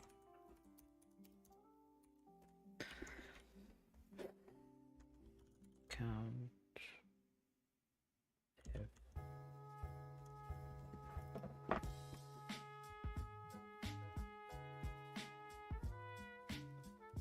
think I have to transpose this as well, because most of these functions take vertical input.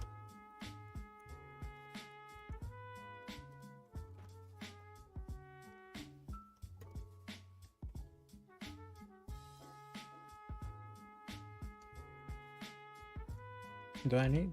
Yeah.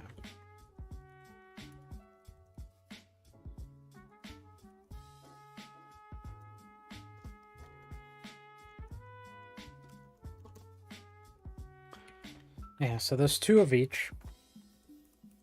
So then greedily choose the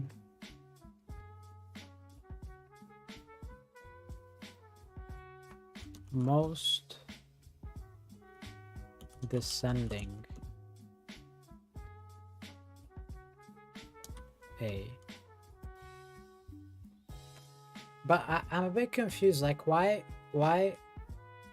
because this means that for reverse A, we chose the reverse of that, which, can I even reverse?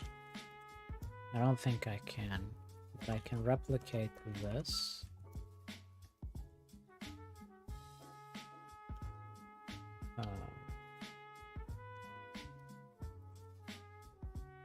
All right, and then I can, oh, sorry, that's why I did that. Sorry. Like this. And then I can get... Why am I even doing this? Like, why am I writing the formulas when I don't need to? I kind of want to, though. Filter. The last one. Suppose this. Where...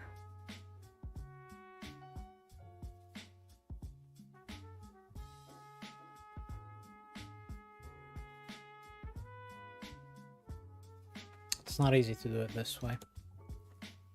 So... Oh. I can do this.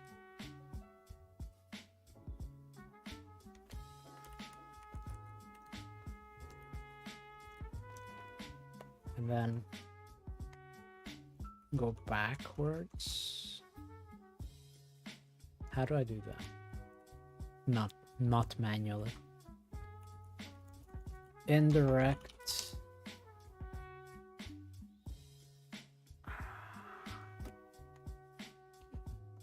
Row -1. Column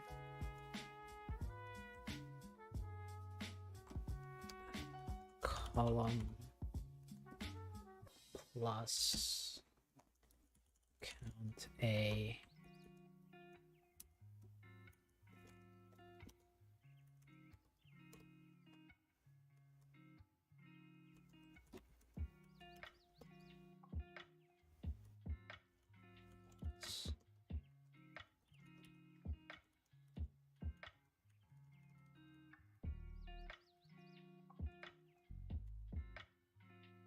minus what?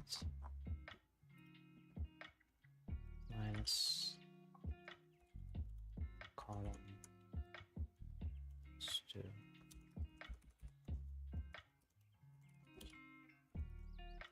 Does that work?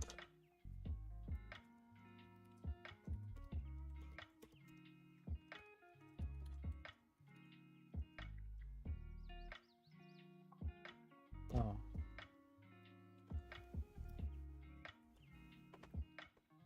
What am I doing? Something like this.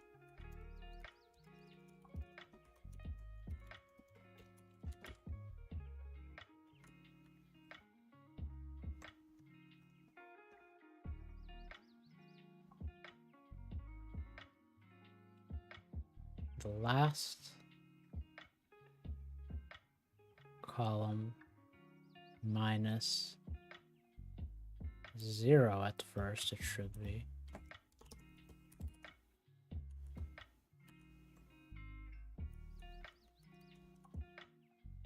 Why doesn't it stop here?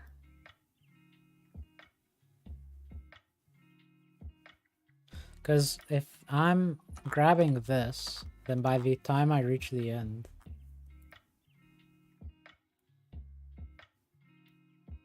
there's 24, but there's actually 26 columns. So at first, I want to grab column 26.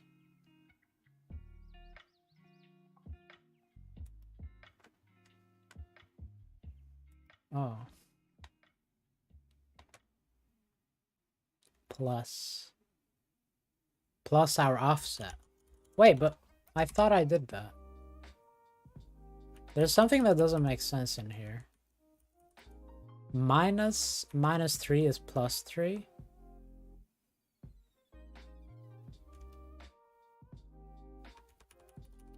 Wait. What am I doing wrong? So right now, 21.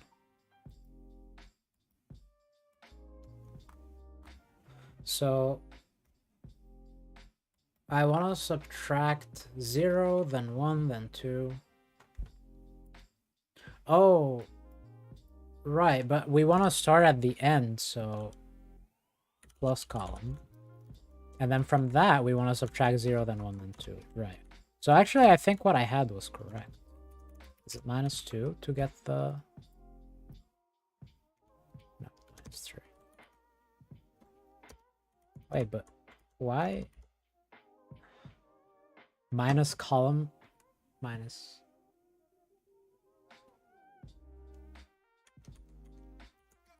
Minus starting column. Let's do that. That's better than putting the 3 directly. So starting column is where we are, which is C18, and we can lock that. Why didn't that work? Like, what is going on? This is such an awful waste of time. So 27, is that even right? No, it should be 26. So why does that say 27? Because there's 21 of them, and okay, so minus 1. So that's 26 minus, we're in column 3, but we minus 0, right? So then here, oh, right, because this should also be the locked column. There we go. Okay. Jesus.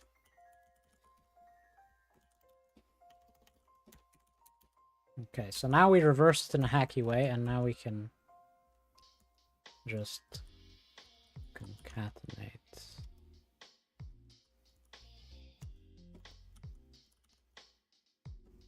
all of these. That was so unnecessary.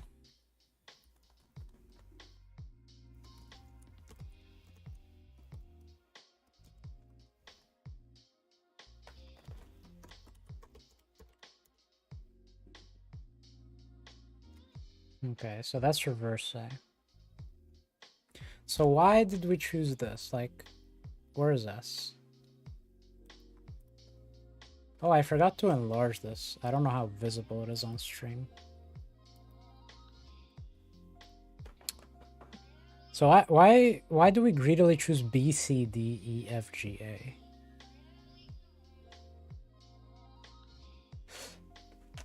Wait, so because I think I may understand why. We will first start by greedily choosing G as our first letter. But then we ask ourselves, can G be the first letter? Like, do the letters after it support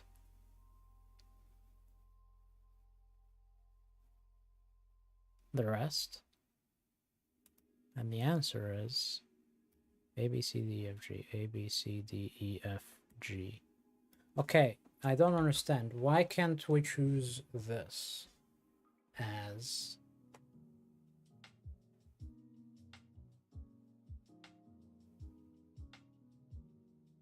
Oh, because I'm misunderstanding reverse. Reverse is not invert.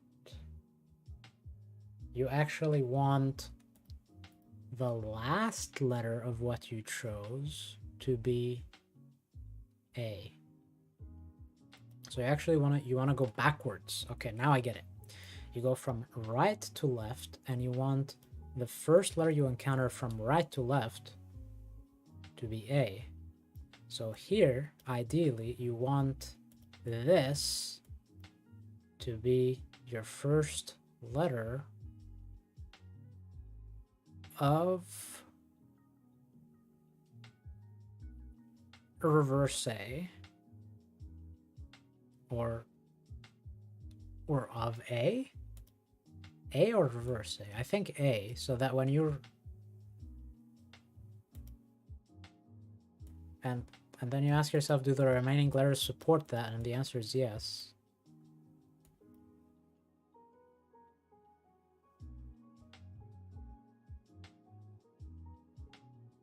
But you're not done, because you have to then choose the second letter and so on. But you will repeatedly do this for each of the remaining letters. I think that works. And then you immediately arrive at A. You don't even bother with reversing and stuff. You deal with the reversing by just going right to left instead of left to right. And you greedily choose the smallest letter at each step. So like,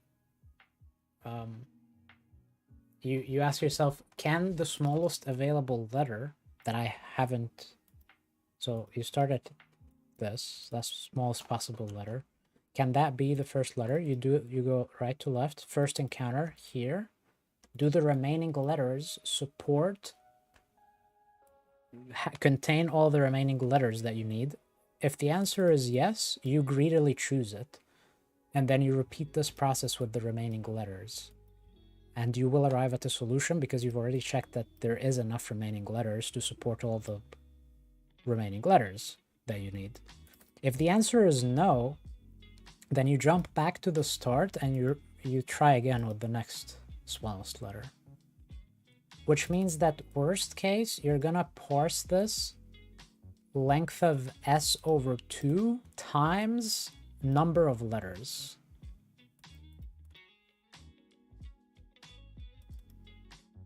So go right to left, greedily attempt to choose smallest possible letter. Check if remaining letters... Oh, shut up. Why is it so loud? Yeah, okay, I get it. We ran out of time, but I feel like I finished or figured out the solution. So we're gonna implement it now without a timer. Why is the timer not even on stream? Like, where did it go? Wasn't it on stream earlier? Why can I not see it? Is it because I stopped it? No. I just can't see the timer on stream anymore.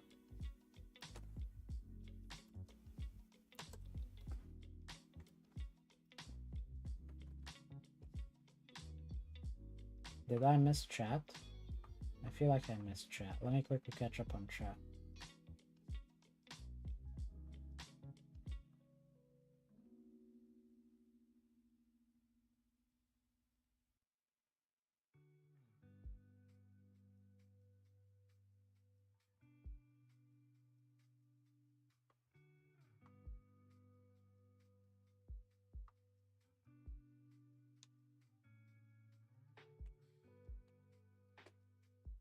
I don't think I missed too much. Check if remaining letters left of candidate contain remaining required letters to build A.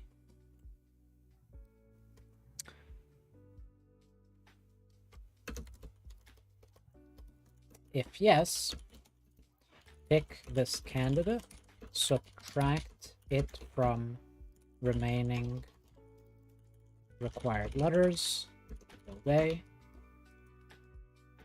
and repeat.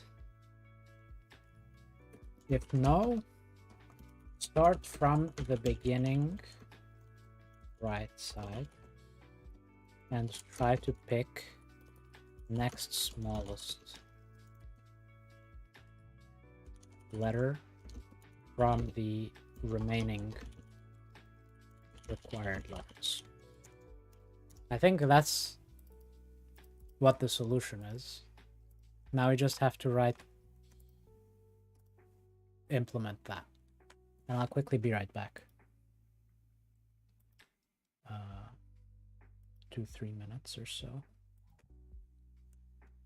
If I can figure out where my cam is. Yeah, I'll be right back real quick.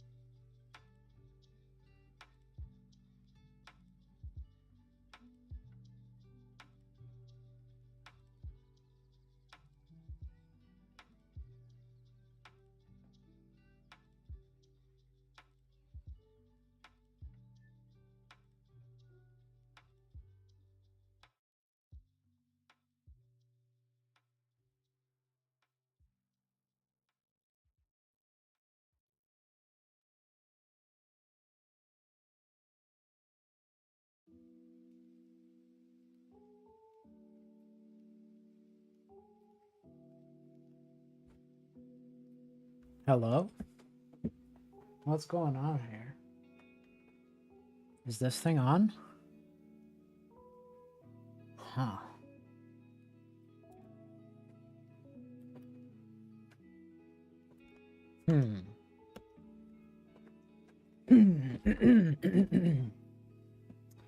Go right to left. If you say so. You say so, must be so. So we have a bunch of functions here that we don't care about. So we're gonna comment them out. Because they're old.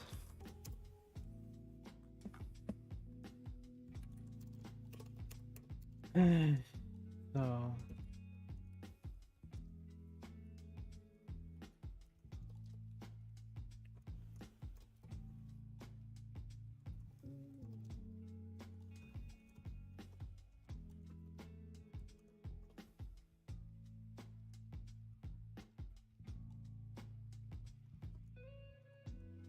Okay.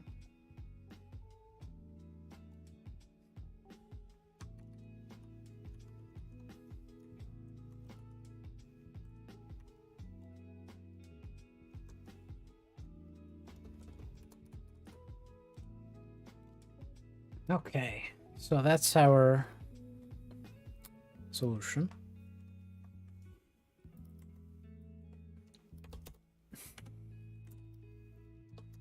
What's our input like?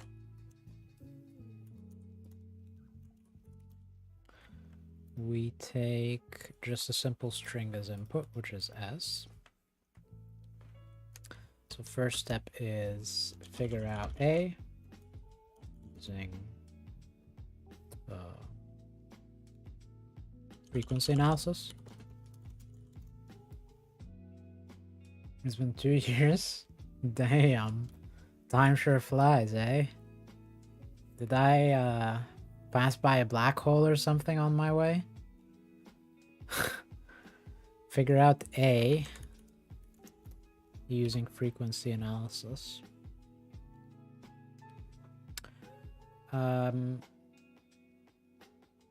So that'll be a map of the characters of A. Map char count of A equals map. For char in S, if char in map char, then map char of char plus equals 1, else char not in map char count of A. Why is there no auto completion in comments?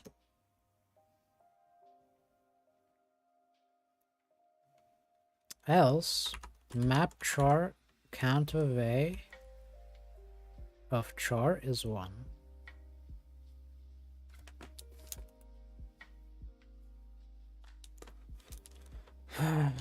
Python time complexity of dictionaries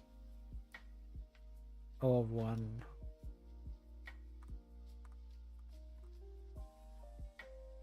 Same for sets. Yeah, so that's fine. Didn't I like post some notes about that somewhere? Knowledge library. Something rings a bell.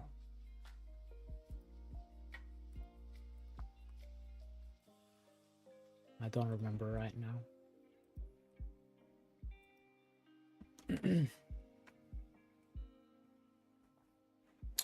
Anyway, let's continue. Yeah,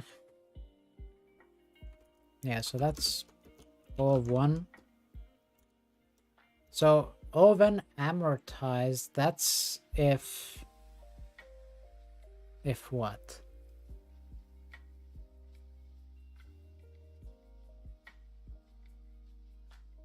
Is it if there's collisions with, like, if there is something that maps to the same hash as this thing, but it isn't actually the same? So then the whole dictionary needs to be rehashed? When is dict lookup? Oh, and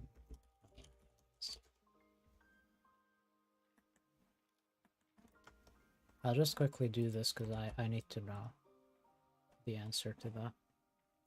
It's quite important. Dict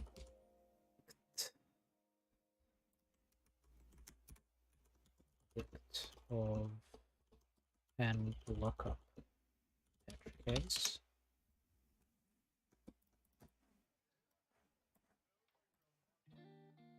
Shut up.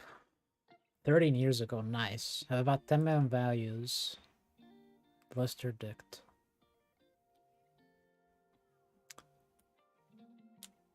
Amortize 01.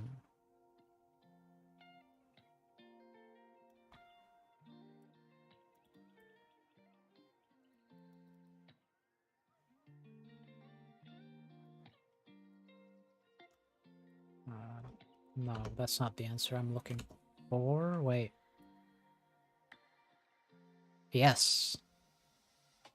That's what I'm asking. Worst case scenario. I should clarify in my Dicto and worst case.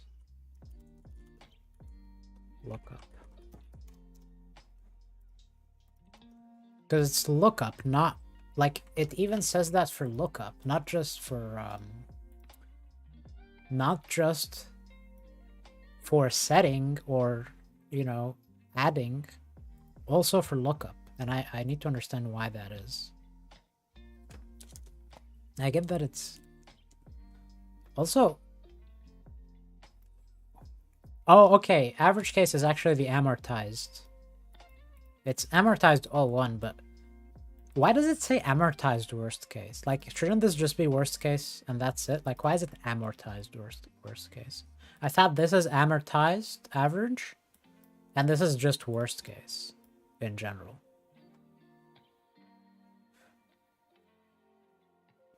I don't know. But anyway, let's finish getting our answer.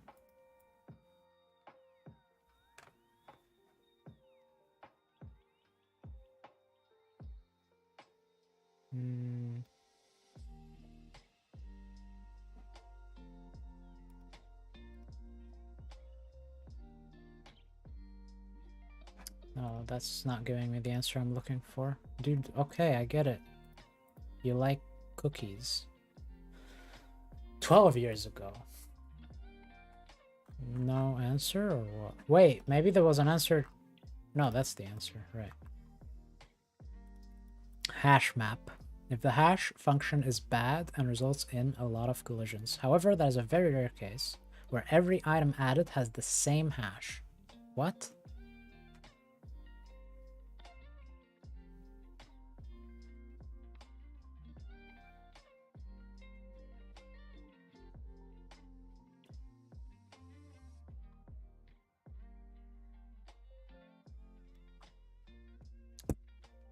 Okay, maybe the problem is that I'm not using Google.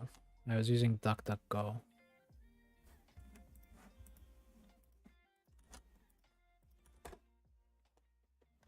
Same results. Does Quora have the answer?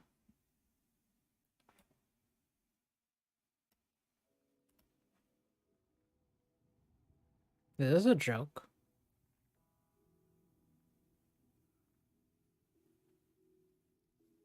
It is a joke, I think.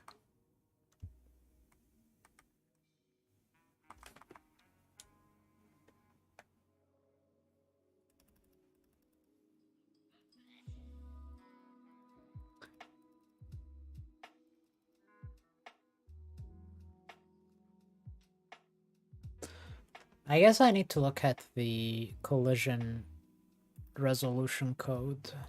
Do I see that here? Like, dude, what? Okay, fine. We'll leave this for another time.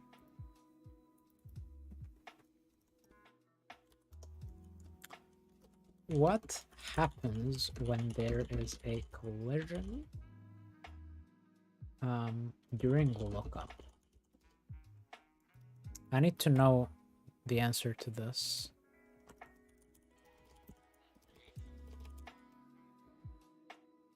But we'll figure that out later.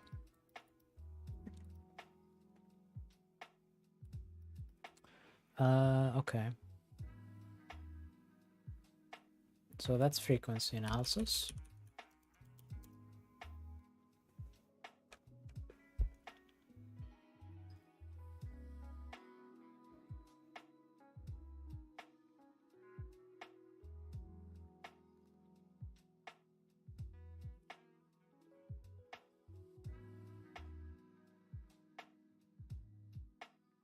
I kind of want a list of the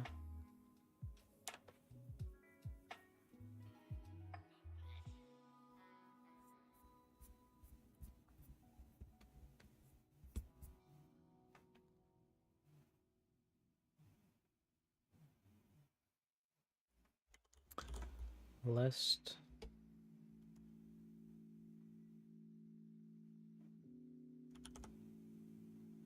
remaining letters.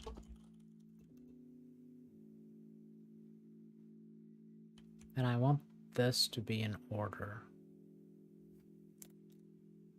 Is that the best way of doing it? Or should I repeatedly... Yeah, I think it is. And it should be a list because duplicates.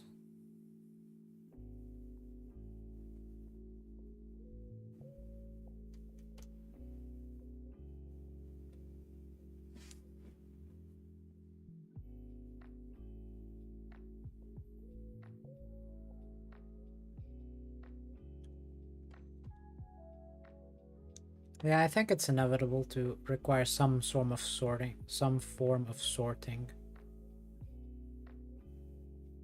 Unless we have limited input. We do have limited input, so we could cheat. But I kind of want to make it generalized. So let's just make it generalized to support any input. And for that, we need to maintain a sorted list of the remaining letters, and those are our candidates.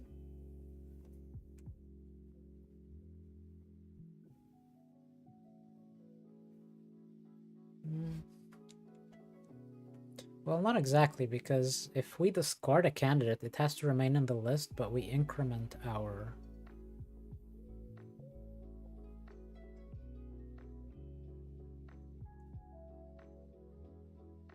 So we only subtract from this list. Okay, so I think it's better to...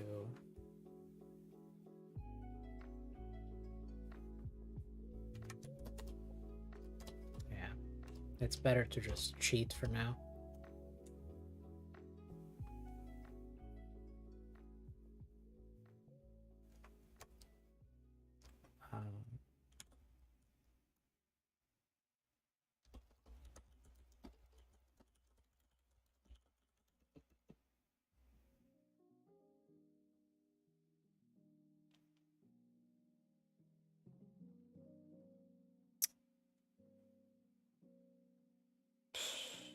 Okay, this micro optimization is annoying. I'm trying to not have to iterate through all possible characters in order every time to find out our next candidate. But I'm struggling to figure out how to avoid that. So for now, I won't avoid it. I'll just do this. All chars equals A to Z.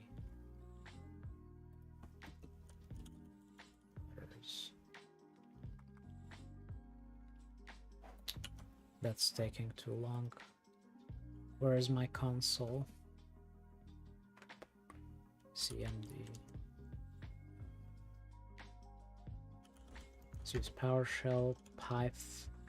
Dude, shut up. Python. CHR 65 is capital A, lower, dot lower.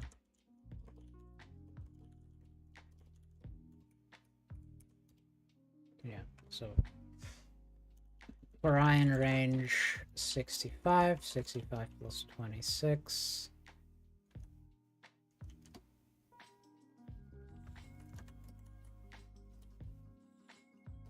This is empty string. For I in range 65, 65 plus 26. S. We add to S char I dot lower. S.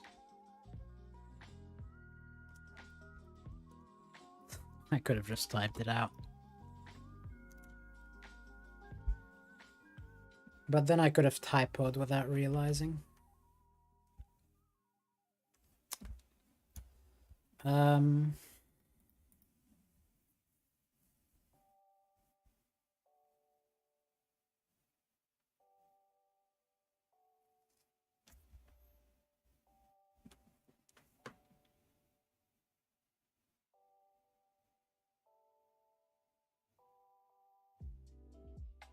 We can micro optimize in a few ways, but let's avoid that for now. Go right to left, greedily attempt. So per candidate equals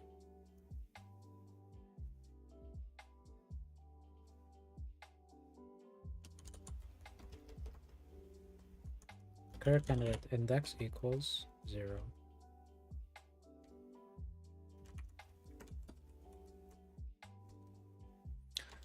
So so what are we doing?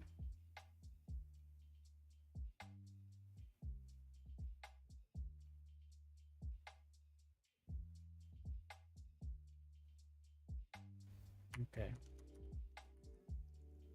Rec for count is 0.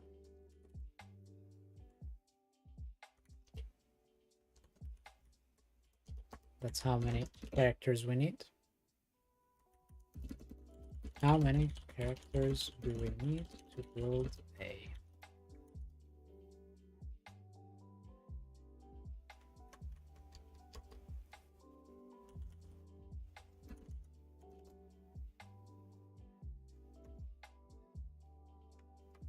So while true, eventually we'll say if rec char count is 0, we're done.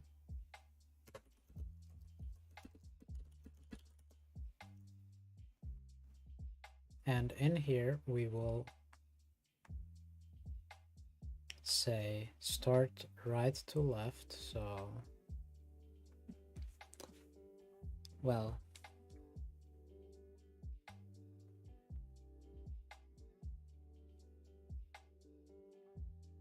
we will have some way of identifying where we are in S. And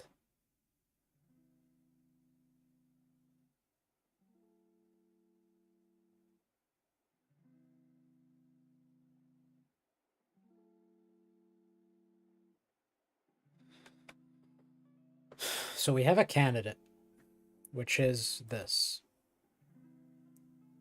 It's an index to this string. We greedily try it to be the smallest one. In theory, this can be built from a set of the contents of S. Let's write that down here.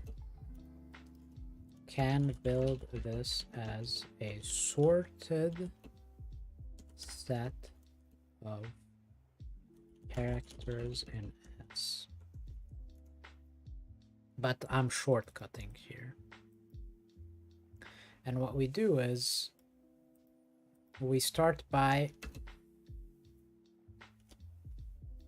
checking for next valid candidate.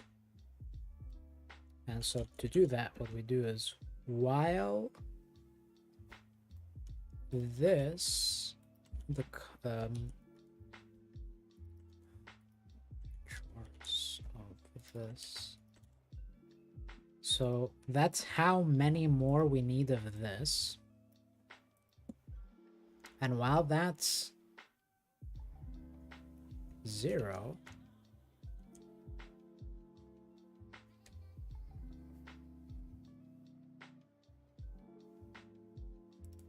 we increment that.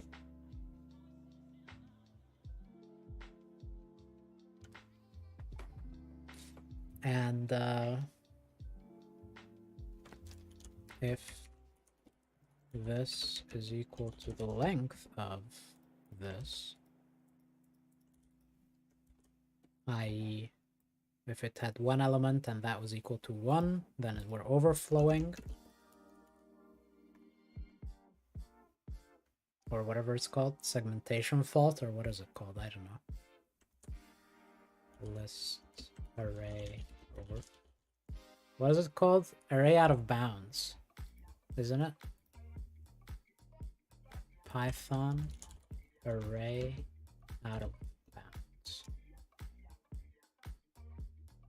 Is it called array out of bounds? Index error. Is that what it's called? Dude, where's the Python standard library? I know it's not relevant, but I'm just trying to build the right lingo. Error, exception, built-in exceptions, index error. Yes, index error.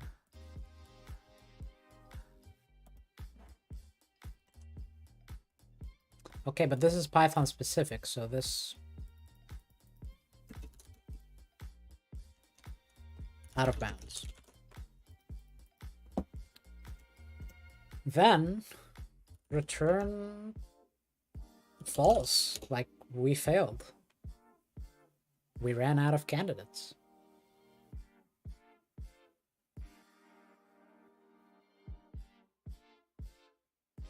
Or if this happens, either no solution exists or we should have already broken here. So yeah, I think we do return false here.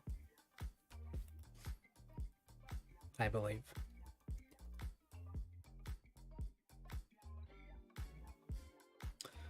So otherwise,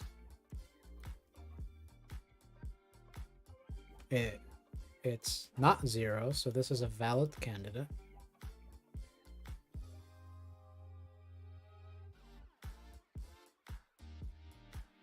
You know what?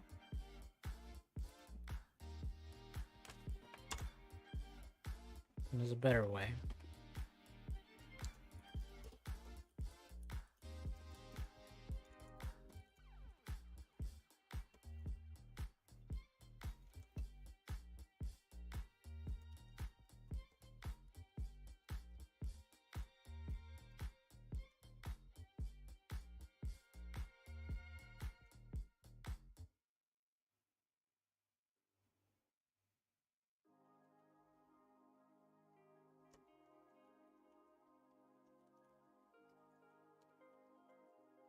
Else, so for else means that if we executed all of this without breaking, then we failed. I think this is more Pythonic. If we did not break above, no candidate exists. Failure. No solution, please. Okay, so now we have char is now the next candidate. So actually next candidate. Next candidate character. Okay, so now we have the next candidate character ready to go. And we know that we need it. So now check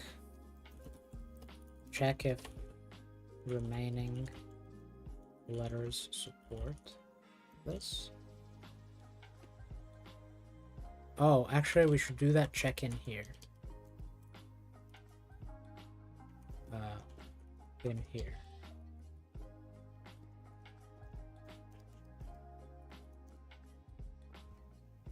And if they don't, then we should continue. If they do, we should break and do what we must. Either break or do something else. We'll see. Support this candidate. So at this point, we need leftover letters in S. Oh, we need to find out where this candidate letter occurs in S.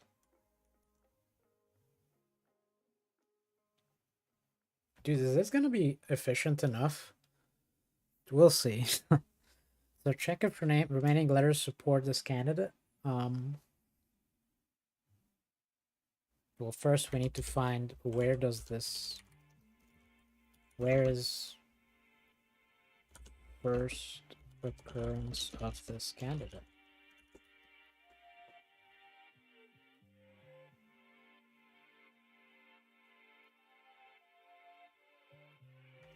So there's a few ways of doing that. We need a copy of S, I think. Or we need a way to tell which letters of S we've used.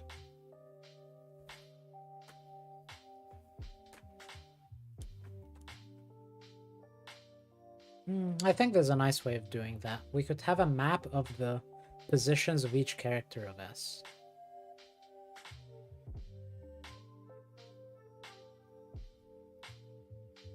Wait, map char count of... This is not map char count of A, this is map char count of S.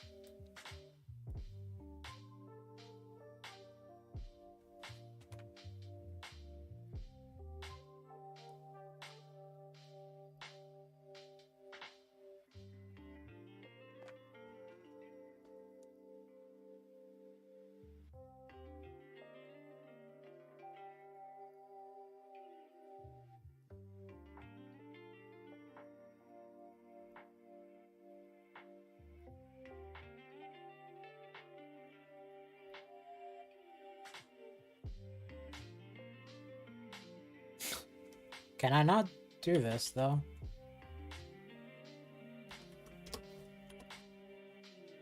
That's kind of silly, but it works, I think. This avoids me requiring a second pass.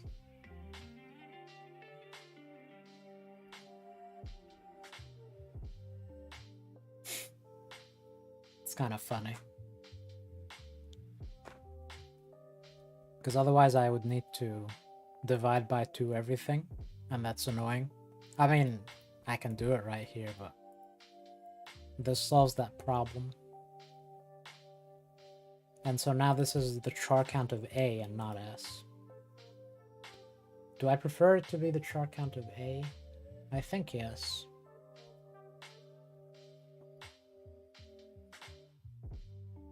And I also want to maintain a map of positions of characters in S. But I want to do it from right to left. I think that's the way of iterating right to left. Let me double check in console though.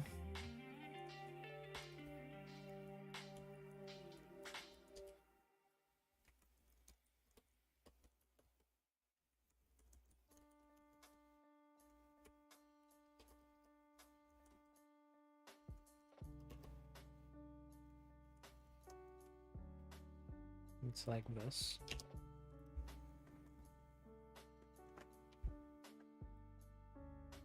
That's the same as reverse S. Reverse. Right.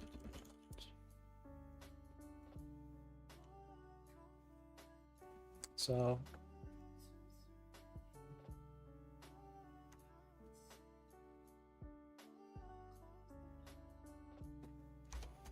map char position of S.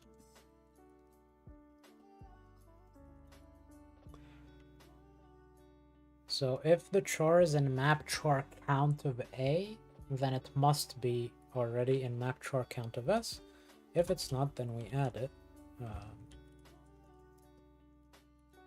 Equals a new list, and into that list we add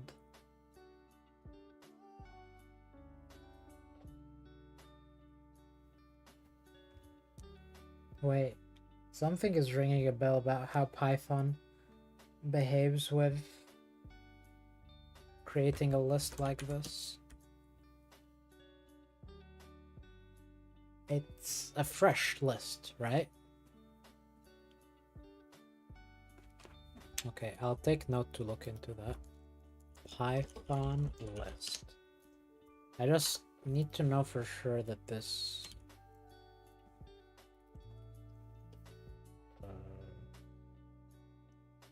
X versus list X.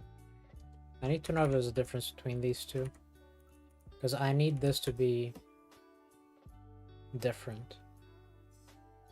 Actually, maybe it doesn't matter in this case, I'm not sure.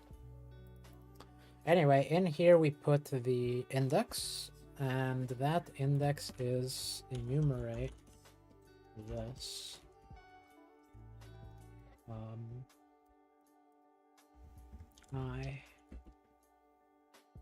Now enumerate the reversed list will already give us what we need, I think, right?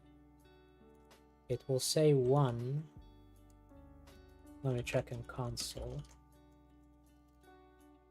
It will say 0 for the last one. Yes, it will. Perfect. That's what we need.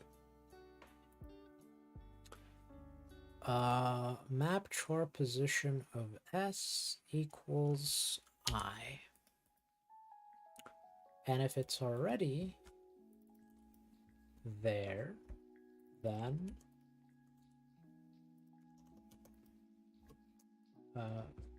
we append to that list I.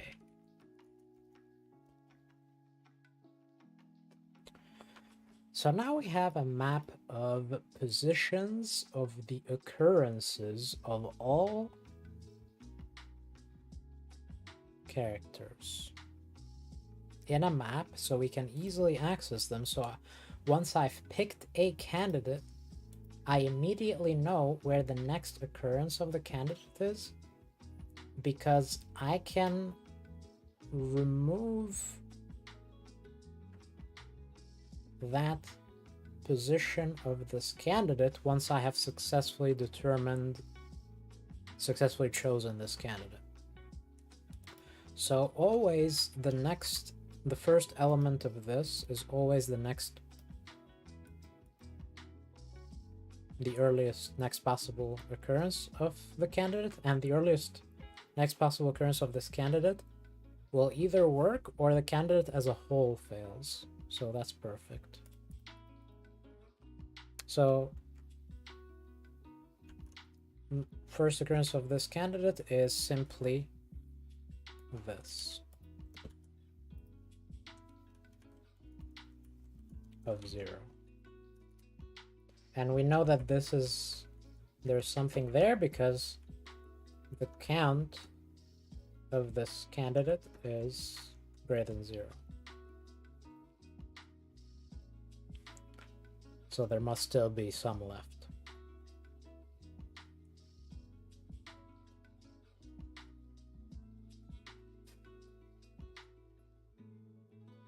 Yeah, in fact, there will always be 2 or half the leftover count of positions left, because so technically we can stop adding at some point here, but we don't know in advance when that is. So it's this, and we need to check from this to the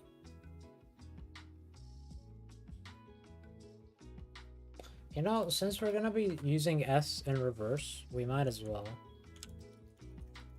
reverse it. S rev equal reversed S.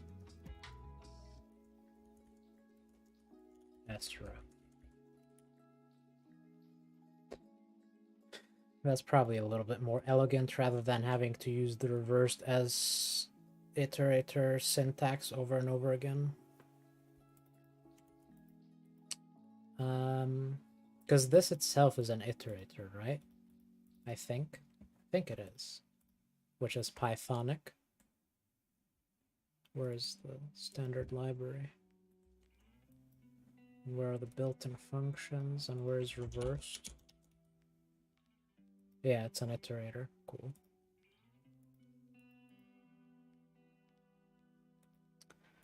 So where are we? Yeah, so S is already reversed. So now we need to check the remaining letters from this position to the end. Do they support the remaining count in A?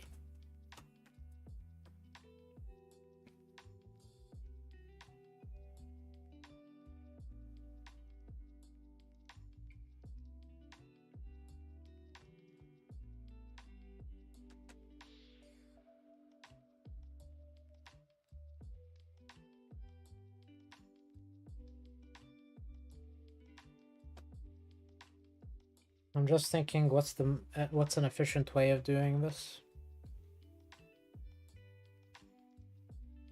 Because the brute force way is to just make a copy of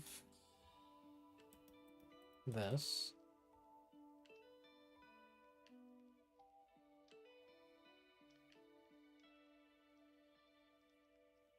We will be updating this dynamically, I think. So make a copy of that. Traverse, count down, make sure all of its elements are 0. But that sounds inefficient. Is there a better way of doing that? Could you just have a single count variable without knowing the characters, and instead, as you go, could you use a set?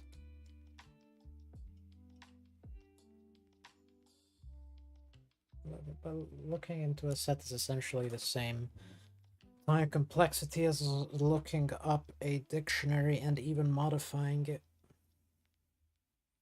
But copying the dictionary, on the other hand, would be the kicker. Because copying it would be O of N. Right?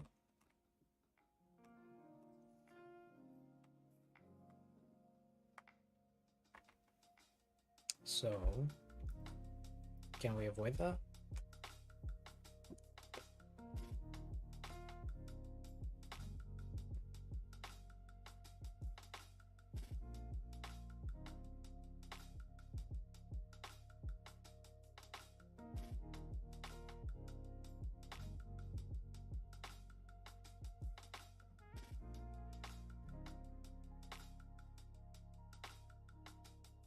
Is there a shortcut to be had by determining the fact that once I've chosen... Yeah, once I've chosen a letter at some position, the remaining letters are chosen after it. So if while building the positions of S, or while traversing S, no, after traversing S, if I traverse S a second time, and from each position determine whether there are enough characters to build A after this position,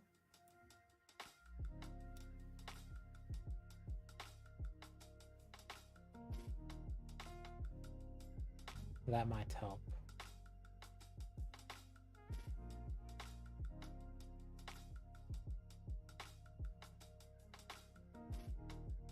And in fact, we can do that by going from left to right once. And no, because then let's say here I picked G and F, then at that point we don't need these. And so even though here we didn't satisfy A, if we pick these up, then now we do satisfy A here. So it's relative to what you picked so far.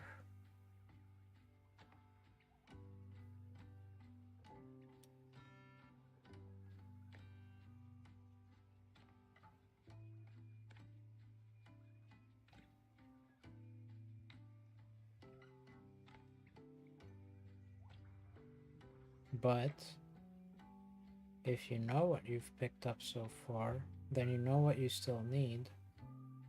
But you only know what you still need by traversing the dictionary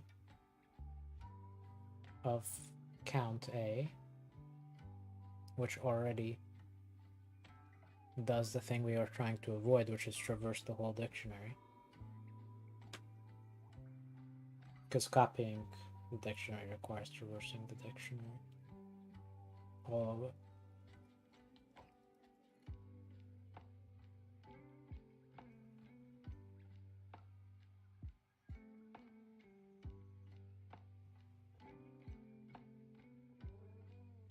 Okay, right now I can't think of a way of avoiding this, so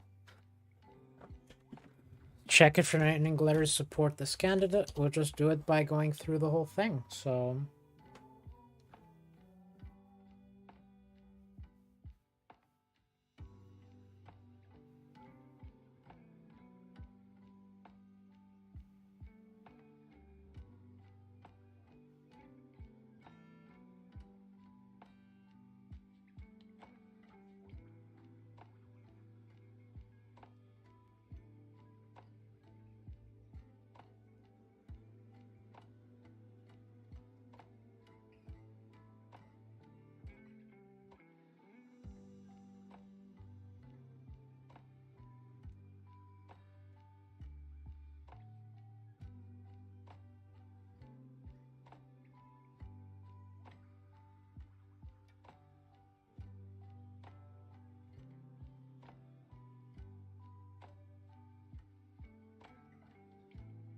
trying to think of any hack to avoid having to traverse dictionary, but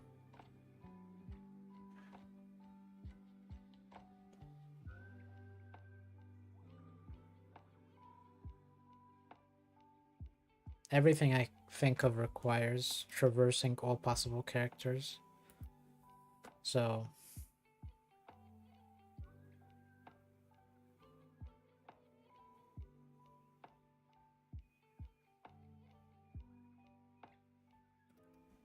yeah.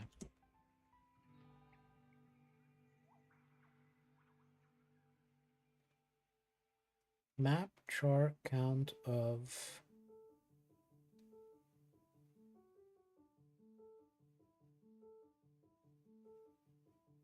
map char count test. What built-ins does Python have for copying?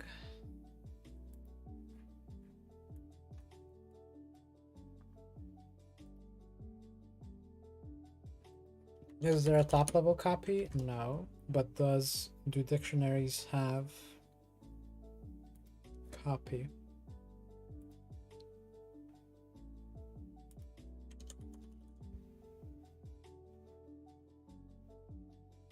And I think I had a note about deep versus shallow copies here. Shallow points to original. That's not what we want. We want a deep copy.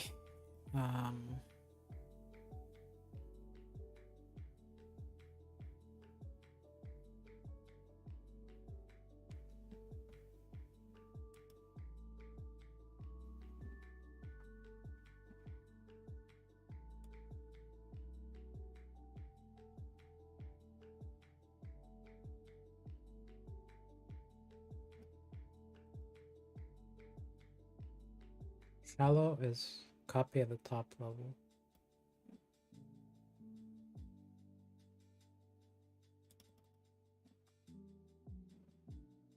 L1 is a list, L2 is an iteration through L1, which I'm actually not sure if the... Well, that's an iterator, so it still points to L1, I believe. Because I think Python doesn't iterate through this until you actually need it to when you use this. But I'm not sure about that. L3 is copy. So I assume then copy works in a similar way, that it's essentially an iterator. Actually, is there any info about that here? Shallow copy. Python is Python shallow copy an iterator? Like, is it basically an iterator or what?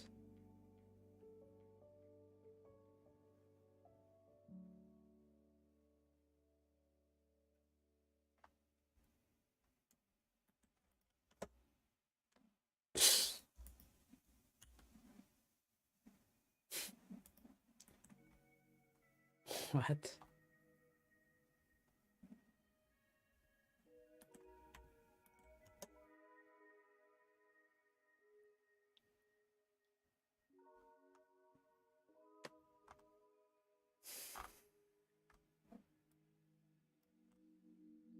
Wait, slice copies? I thought it returns an iterator. I guess I was wrong.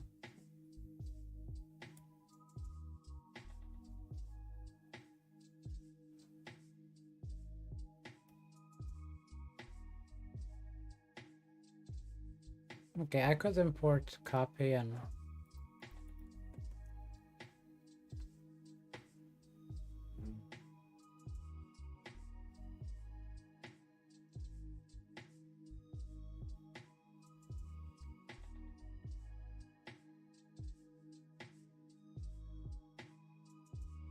Actually, in this case, a shallow copy is fine, because I'm only interested in the count, not the position.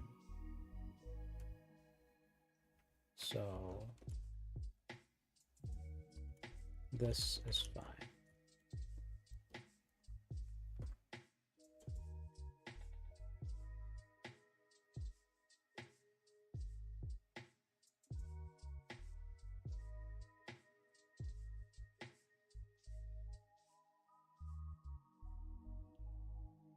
We can micro-optimize and save ourselves a single run by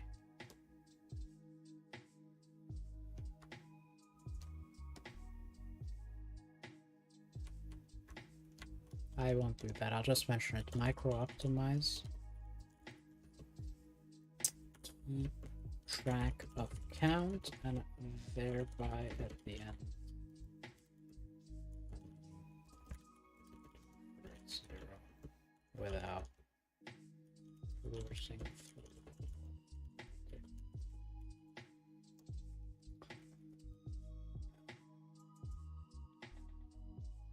So for char in S, but from this position of S, one after that position to the end,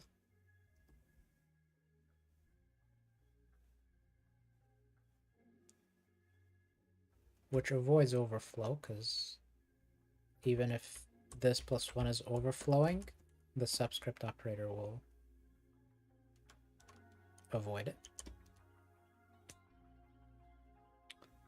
So count test of char minus equals 1 and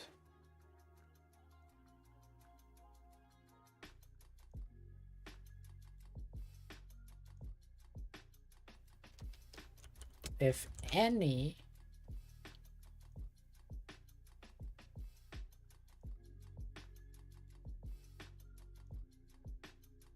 wait, how does that work? Bool X.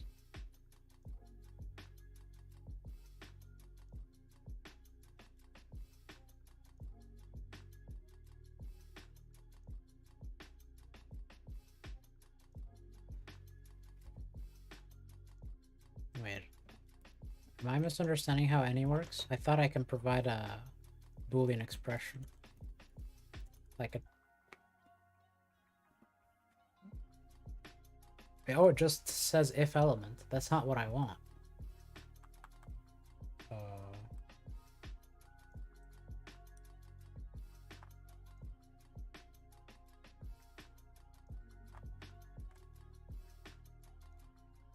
Wait. Am I missing something? Python any.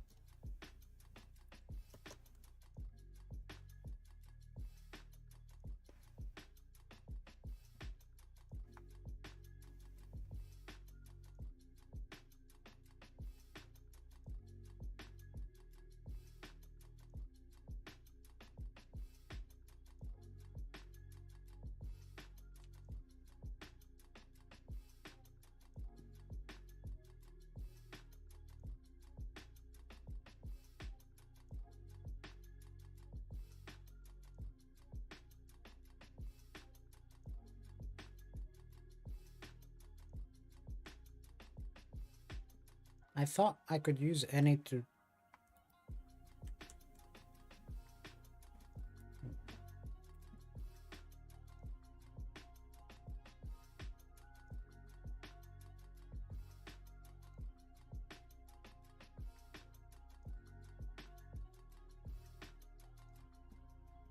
I guess I could if I clamp this at 0.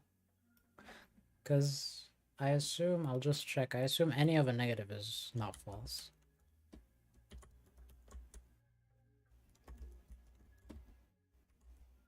Yeah, any of a negative is true. I could clamp this, or I could avoid using such esoteric stuff and just... for count in this dot values if count greater than 0, candidate failure.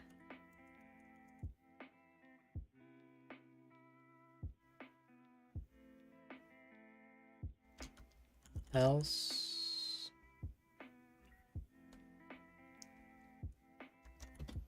candidate success.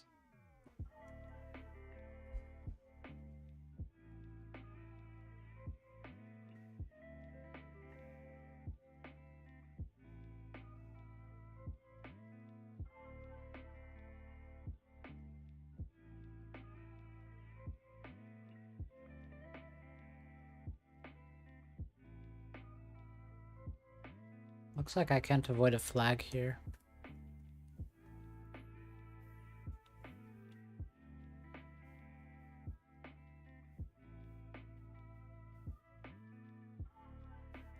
Because if I put continue here, it continues this, not this.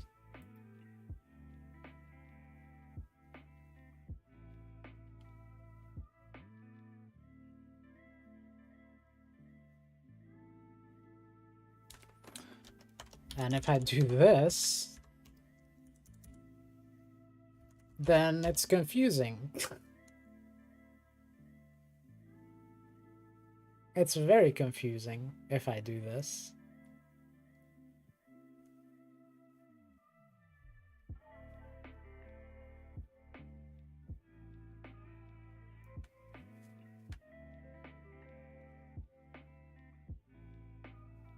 Technically, I could do this.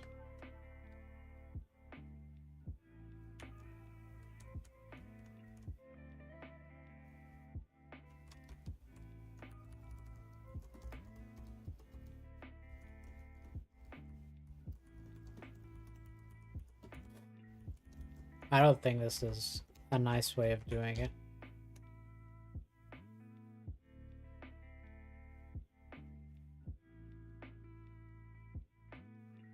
But let's try it and see what it looks like in the end. So here, candidate success, because we have finished checking all values and all of them were 0 or less. So if candidate success, so if candidate failure, we go on to try the next candidate.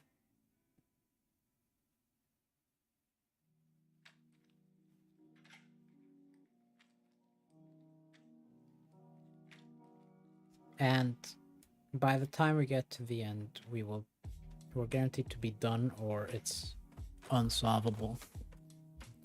So I feel like so far so good. Candidate success.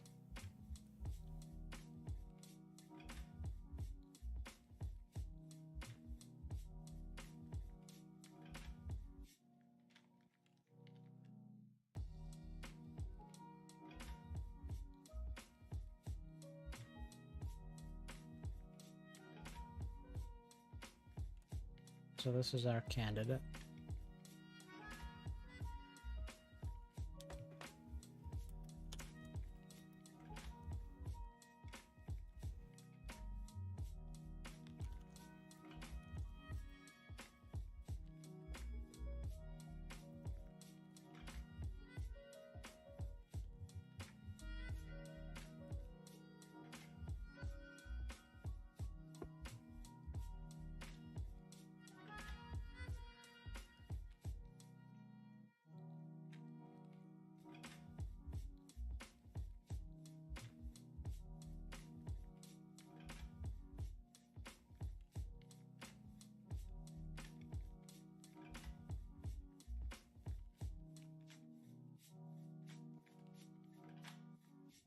I almost messed up with the char things. For char testing us, we'll check each character, subtract 1 from the copy.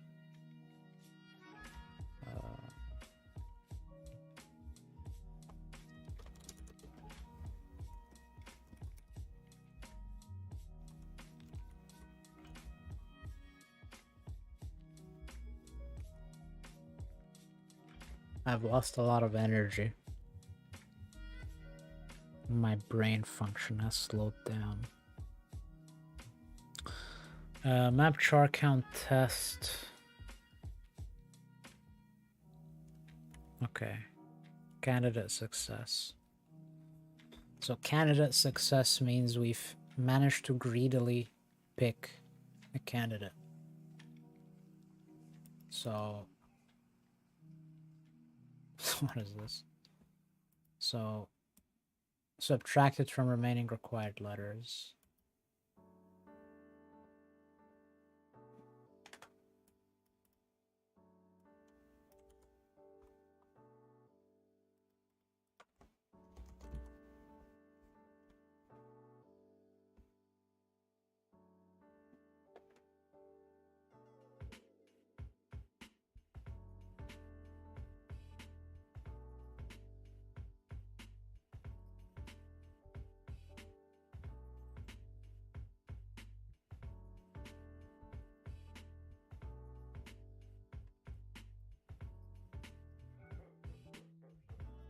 So candidate success. Pick this candidate, subtract it from that, and repeat. So that simply means, okay, pick this candidate means that we need to keep track of A. So STRA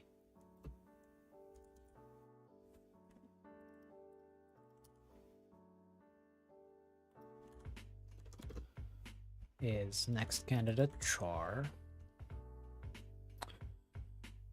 Map char count A of next candidate char is minus equals 1. Wait, how do we know when we're done?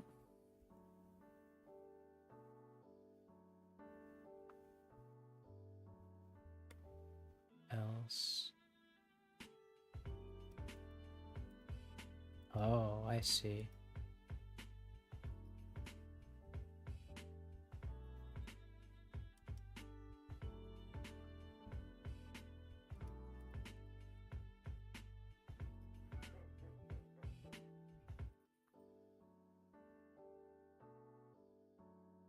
This whole while loop is pointless. Because we're done when this for loop is done.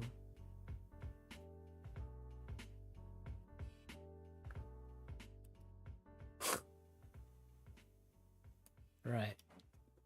Okay.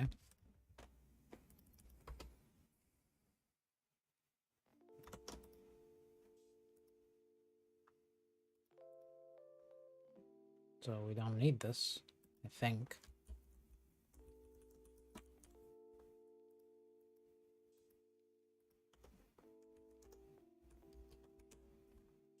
That's surprising. This control flow that I did here, though, is so weird. I'm not a fan of it. Anyway. And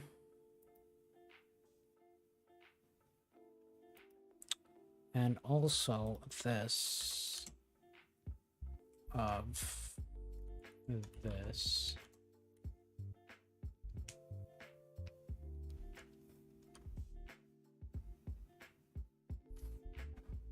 So how do we remove stuff from lists? List.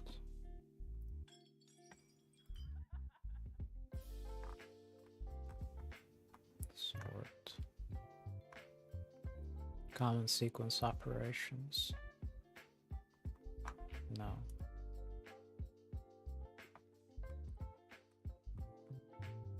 Mutable. Dude, where is it?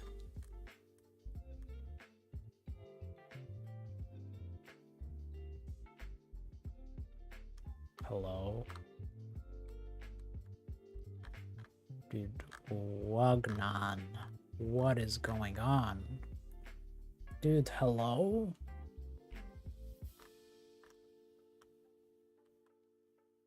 I am so confused right now. Why can you not just tell me the functions of a list? Why do you move on to tuples? I get the common and immutable.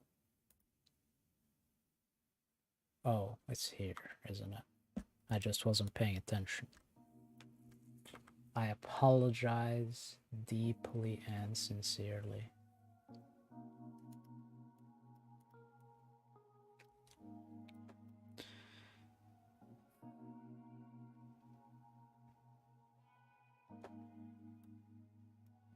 Okay, pop. Popeye. Popeye.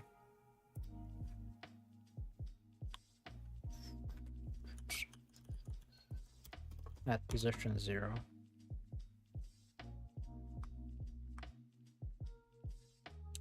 That is no longer available. And that should be time complexity 01, right?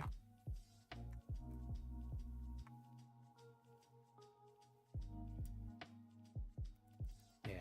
Pop last is the same as pop first, presumably? Wait. Is it though?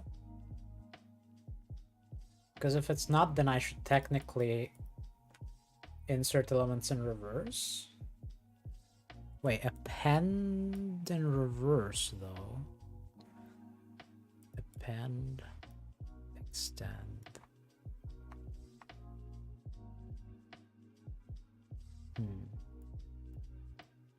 Maybe. Oh. Okay, but list I should be able to operate on as a queue. And Python pop 0 time complexity.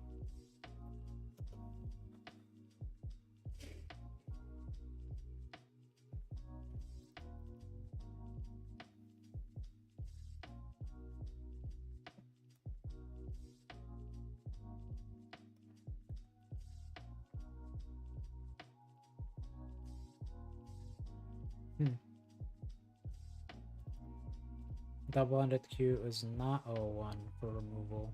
Wait. So...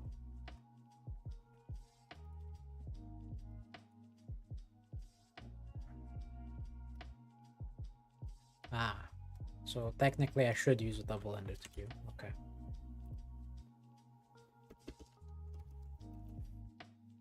Micro optimization. Use DQ to get O1 here. Okay.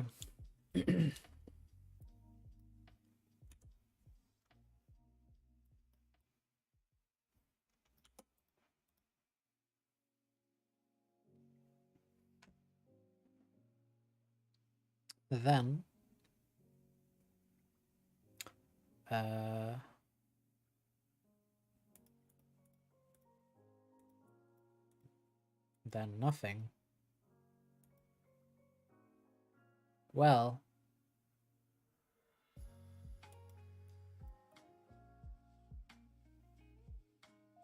then we repeat the same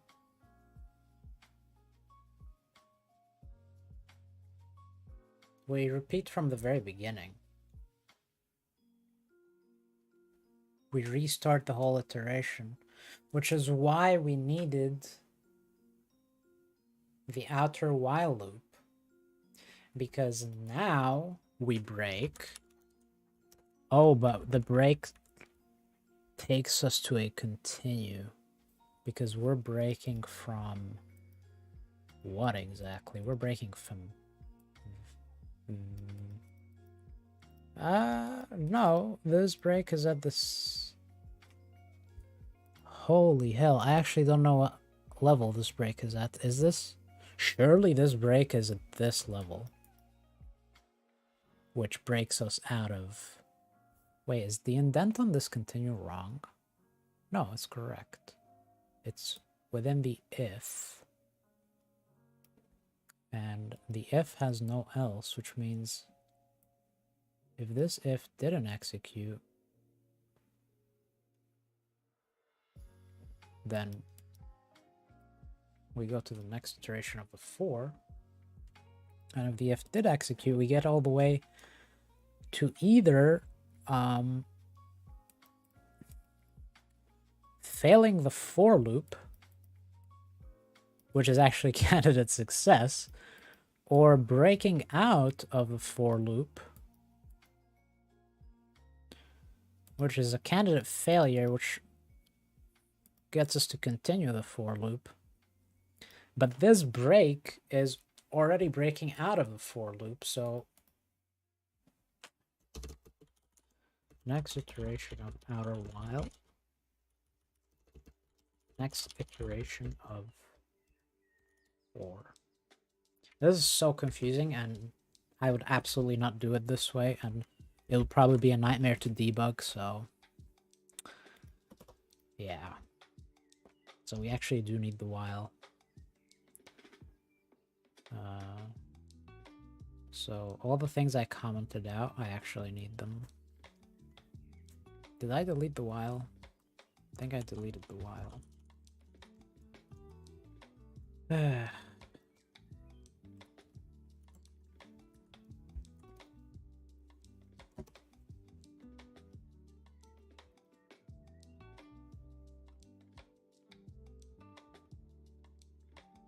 Yeah, this is so bad.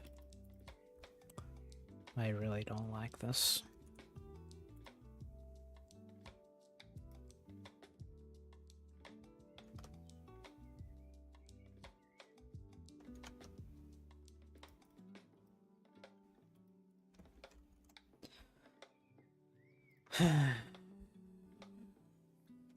So in theory,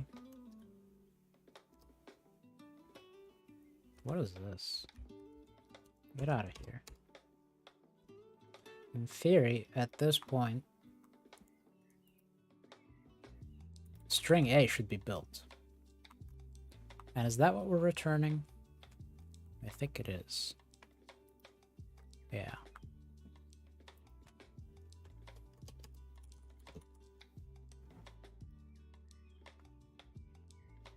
Oh, God.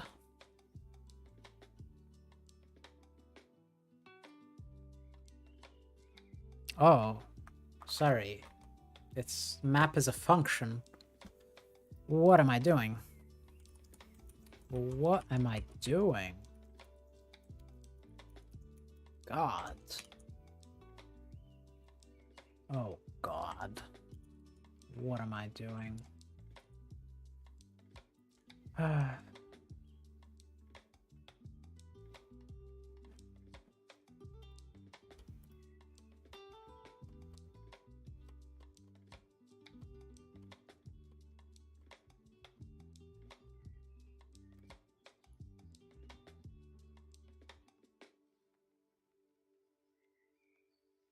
Key error A.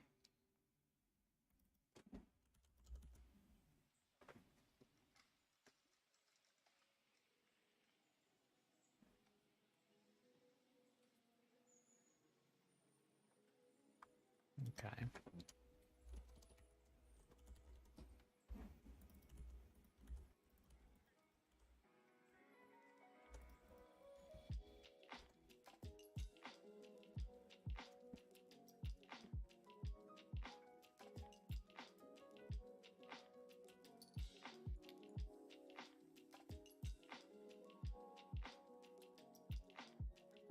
What do you mean G0134?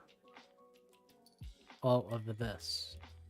0134. 012, 345. Yeah, so that's correct. Both of those are correct.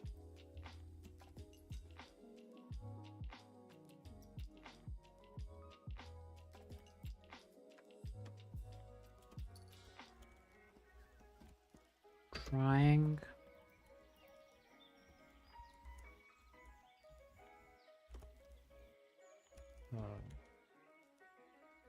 Can do this, right? I think.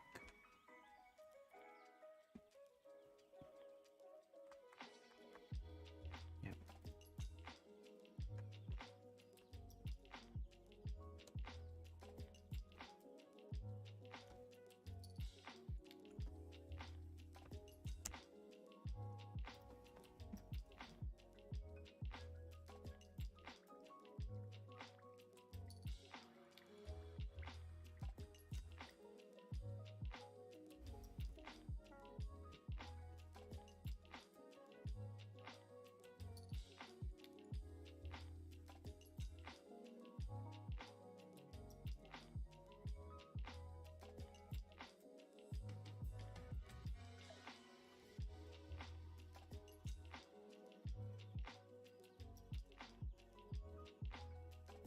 What?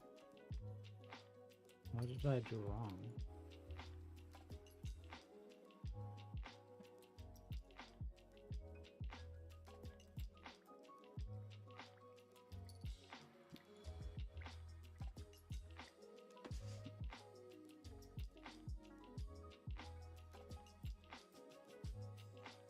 Oh, right. I get it. It's because the issue is... Sorry, I didn't even read the error. I should have read the error. It can't find A and this.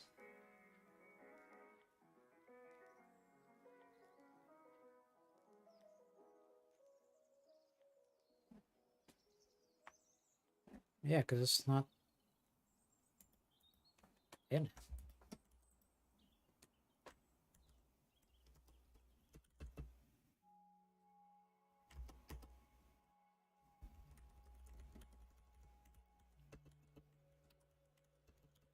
There. Except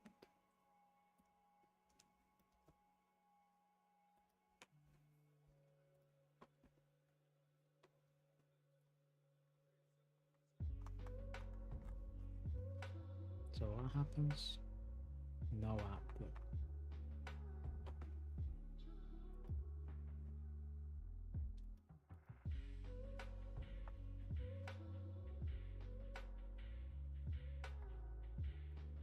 So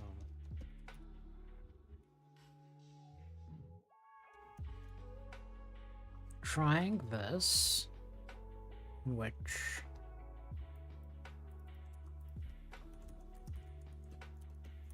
this is its position.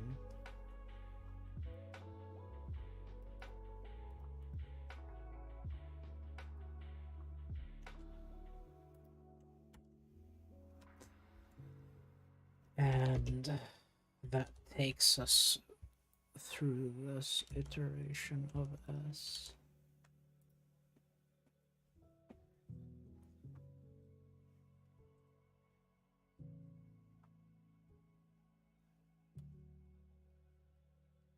Wait, aren't we iterating in reverse? So why is it... Oh, because it's here.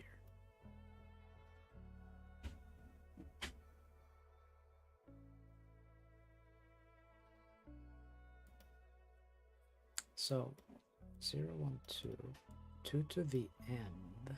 Why is that just egg? Why isn't it egg E? 0, GG, E, GG.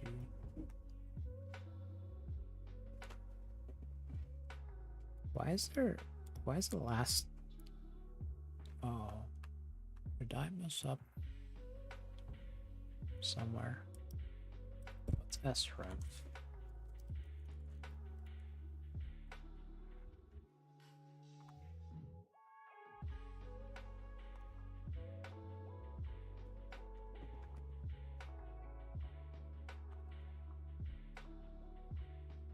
Reversed object.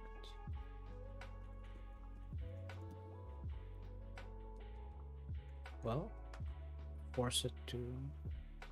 What? Dude.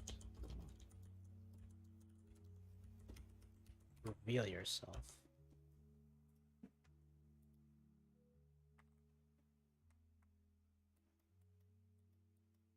What? Are you kidding me right now?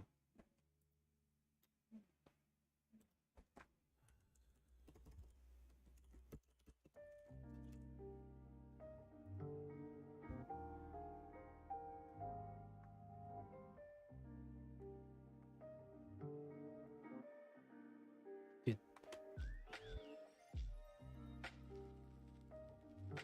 What is going on? Hello? Like, can you please print this?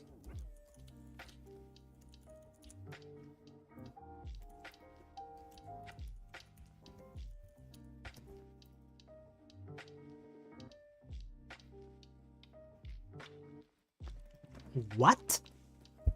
So why weren't you printing it when I put it down here?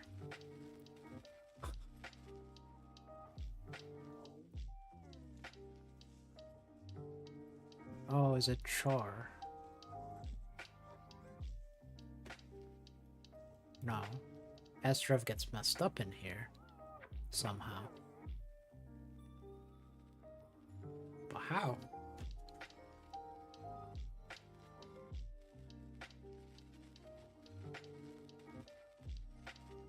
I don't get it.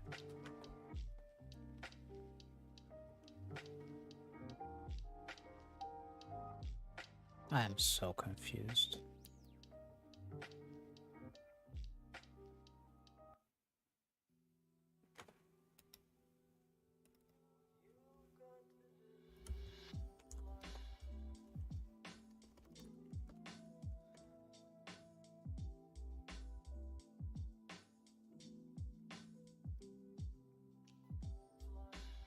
What is going on, dude?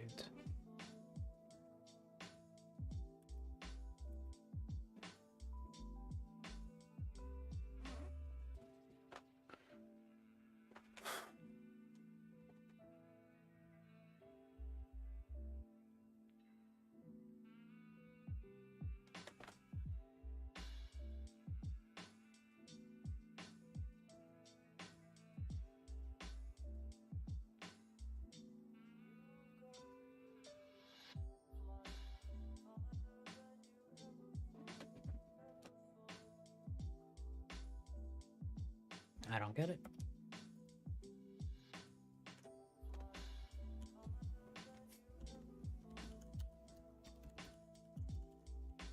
I'm trying in my local.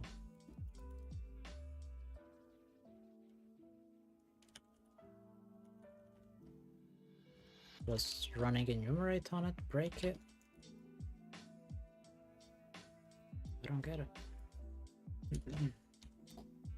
Nope. Running enumerate on it does not break it. I don't get it. I really don't get it.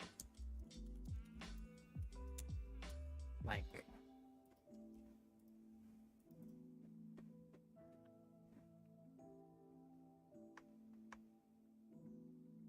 what?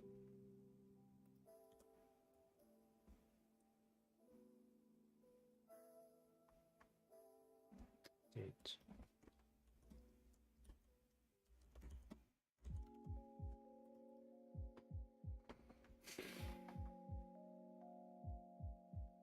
Yeah, I don't get it, dude.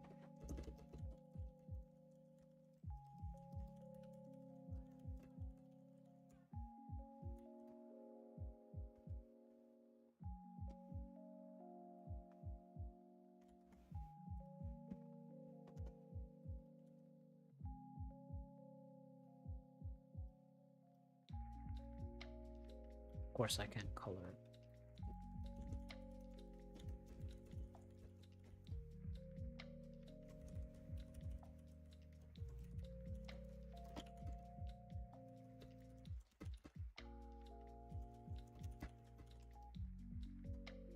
Yeah, I really don't know what's going on there. Works locally, I think. Anyway, maybe it's a HackerRank thing. Thanks for wasting a bunch of time.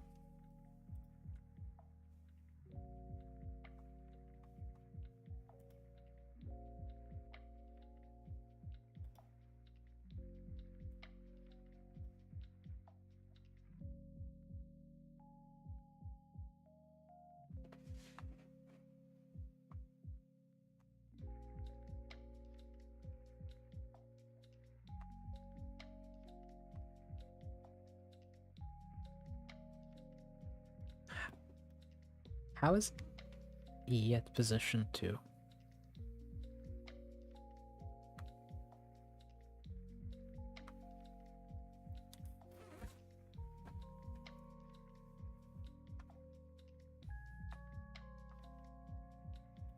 Alright, because we're going from right to left, which is this 0, 1, 2. So that's...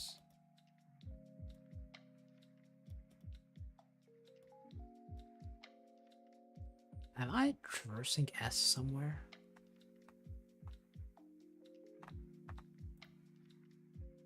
Is that what's going on?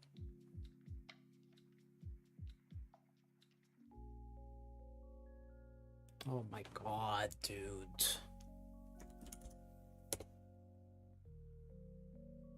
You're joking me.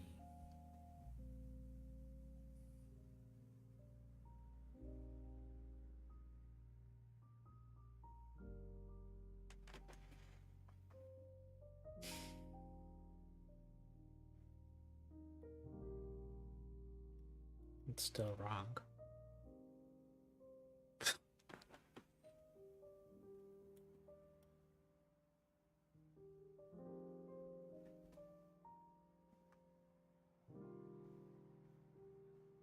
Oh.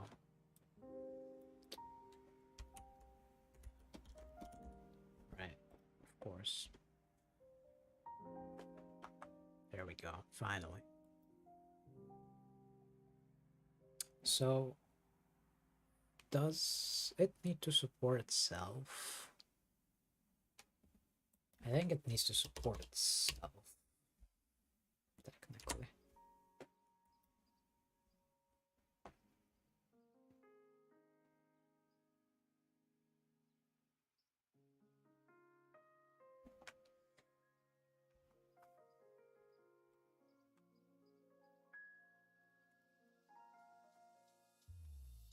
Okay. So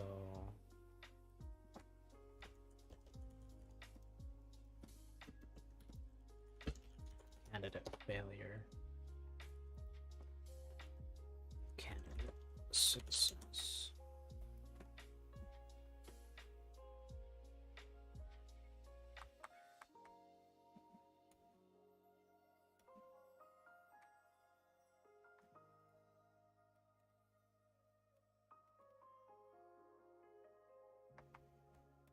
So we had 3 candidate successes.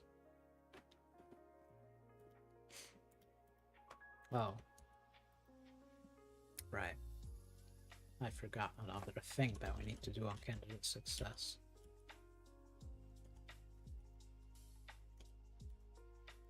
Which is this. Okay, now we're failing something.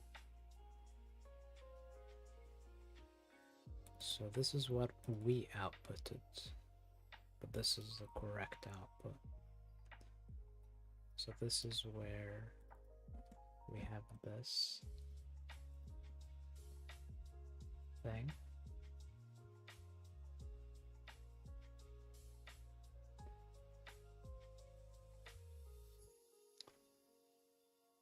So reverse of S is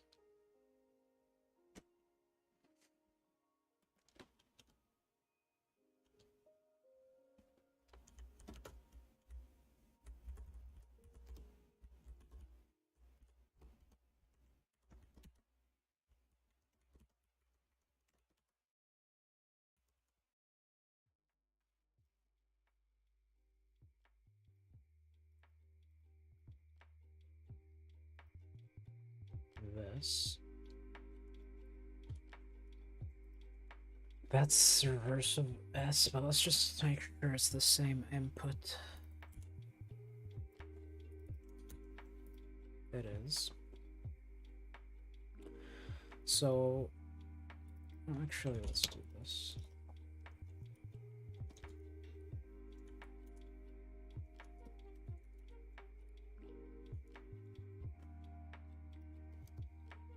What?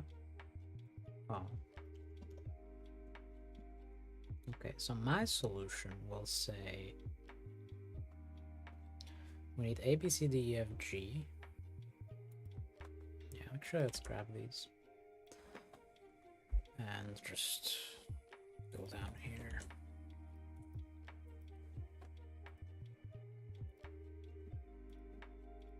So we need A, needs to be A, B, C, D, E, F, G.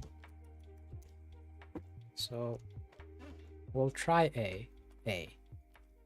Do these support A, B, C, D, E, F, G? A, B, C, D, E, F, G. Yes, they do. So we choose A as the first string of A. And is that already wrong? No, so far so good. So we okay, what's the correct output? This. So letters needed. A and building A. So A, we choose A. So now we're here. Oh, I forgot to add the constraint of picking letters. Once we've picked a letter, we can only pick further letters from its right. I forgot to add that constraint. And so we need to add that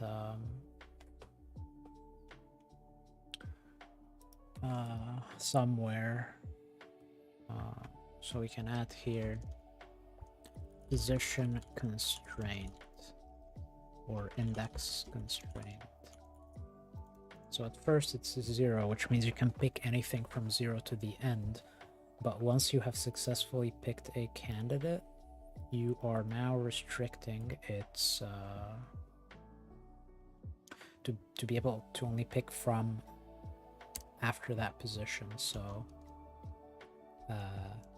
Pop actually returns that thing, so I can do a compound statement here and do both things. And so now we have a new index constraint, and now when we are trying to pick next candidate, not only do we need to check that, but we also need to make sure that it's after the index constraint.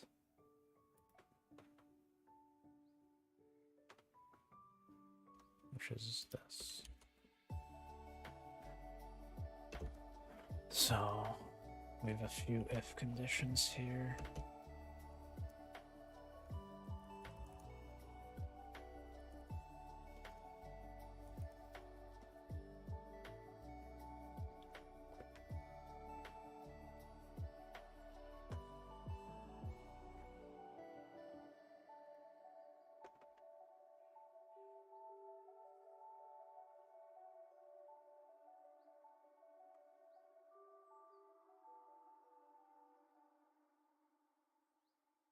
What?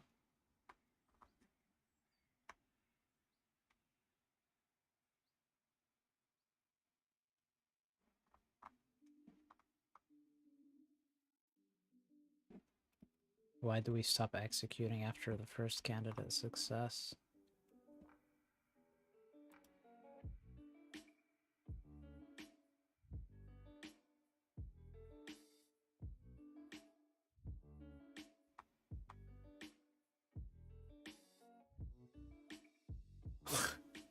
Dude, what?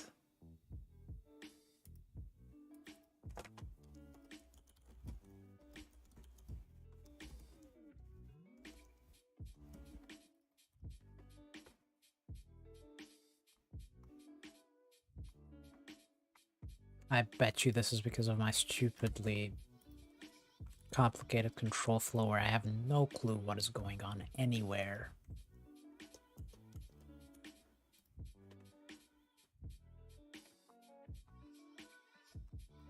Okay, which of these is doing that?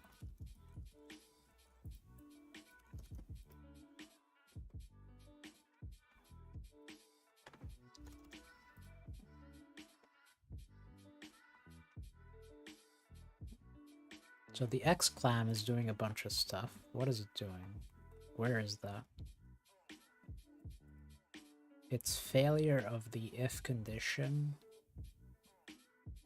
for iterating through the letters.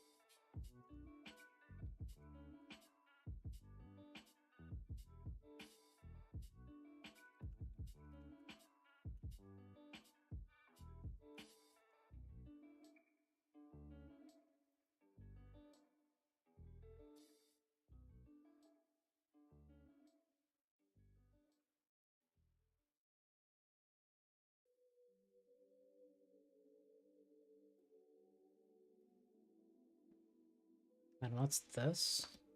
That's a reset after we have had a candidate success. A, B, C, D. Okay, why failed E? Or no, failed E because we don't need it anymore. Why failed G is what I want to know. Oh.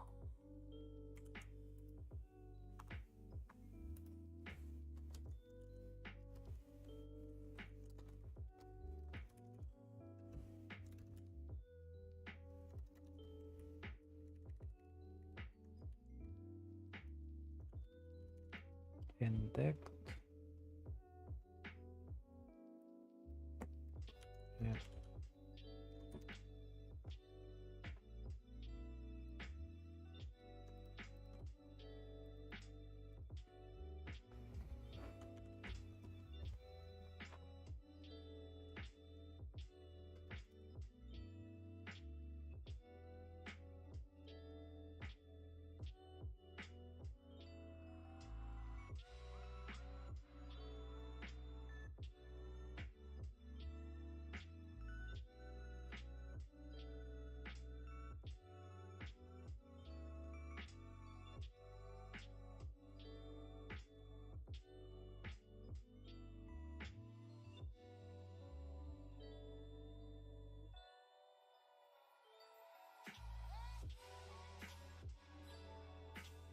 Okay, I'll be right back real quick.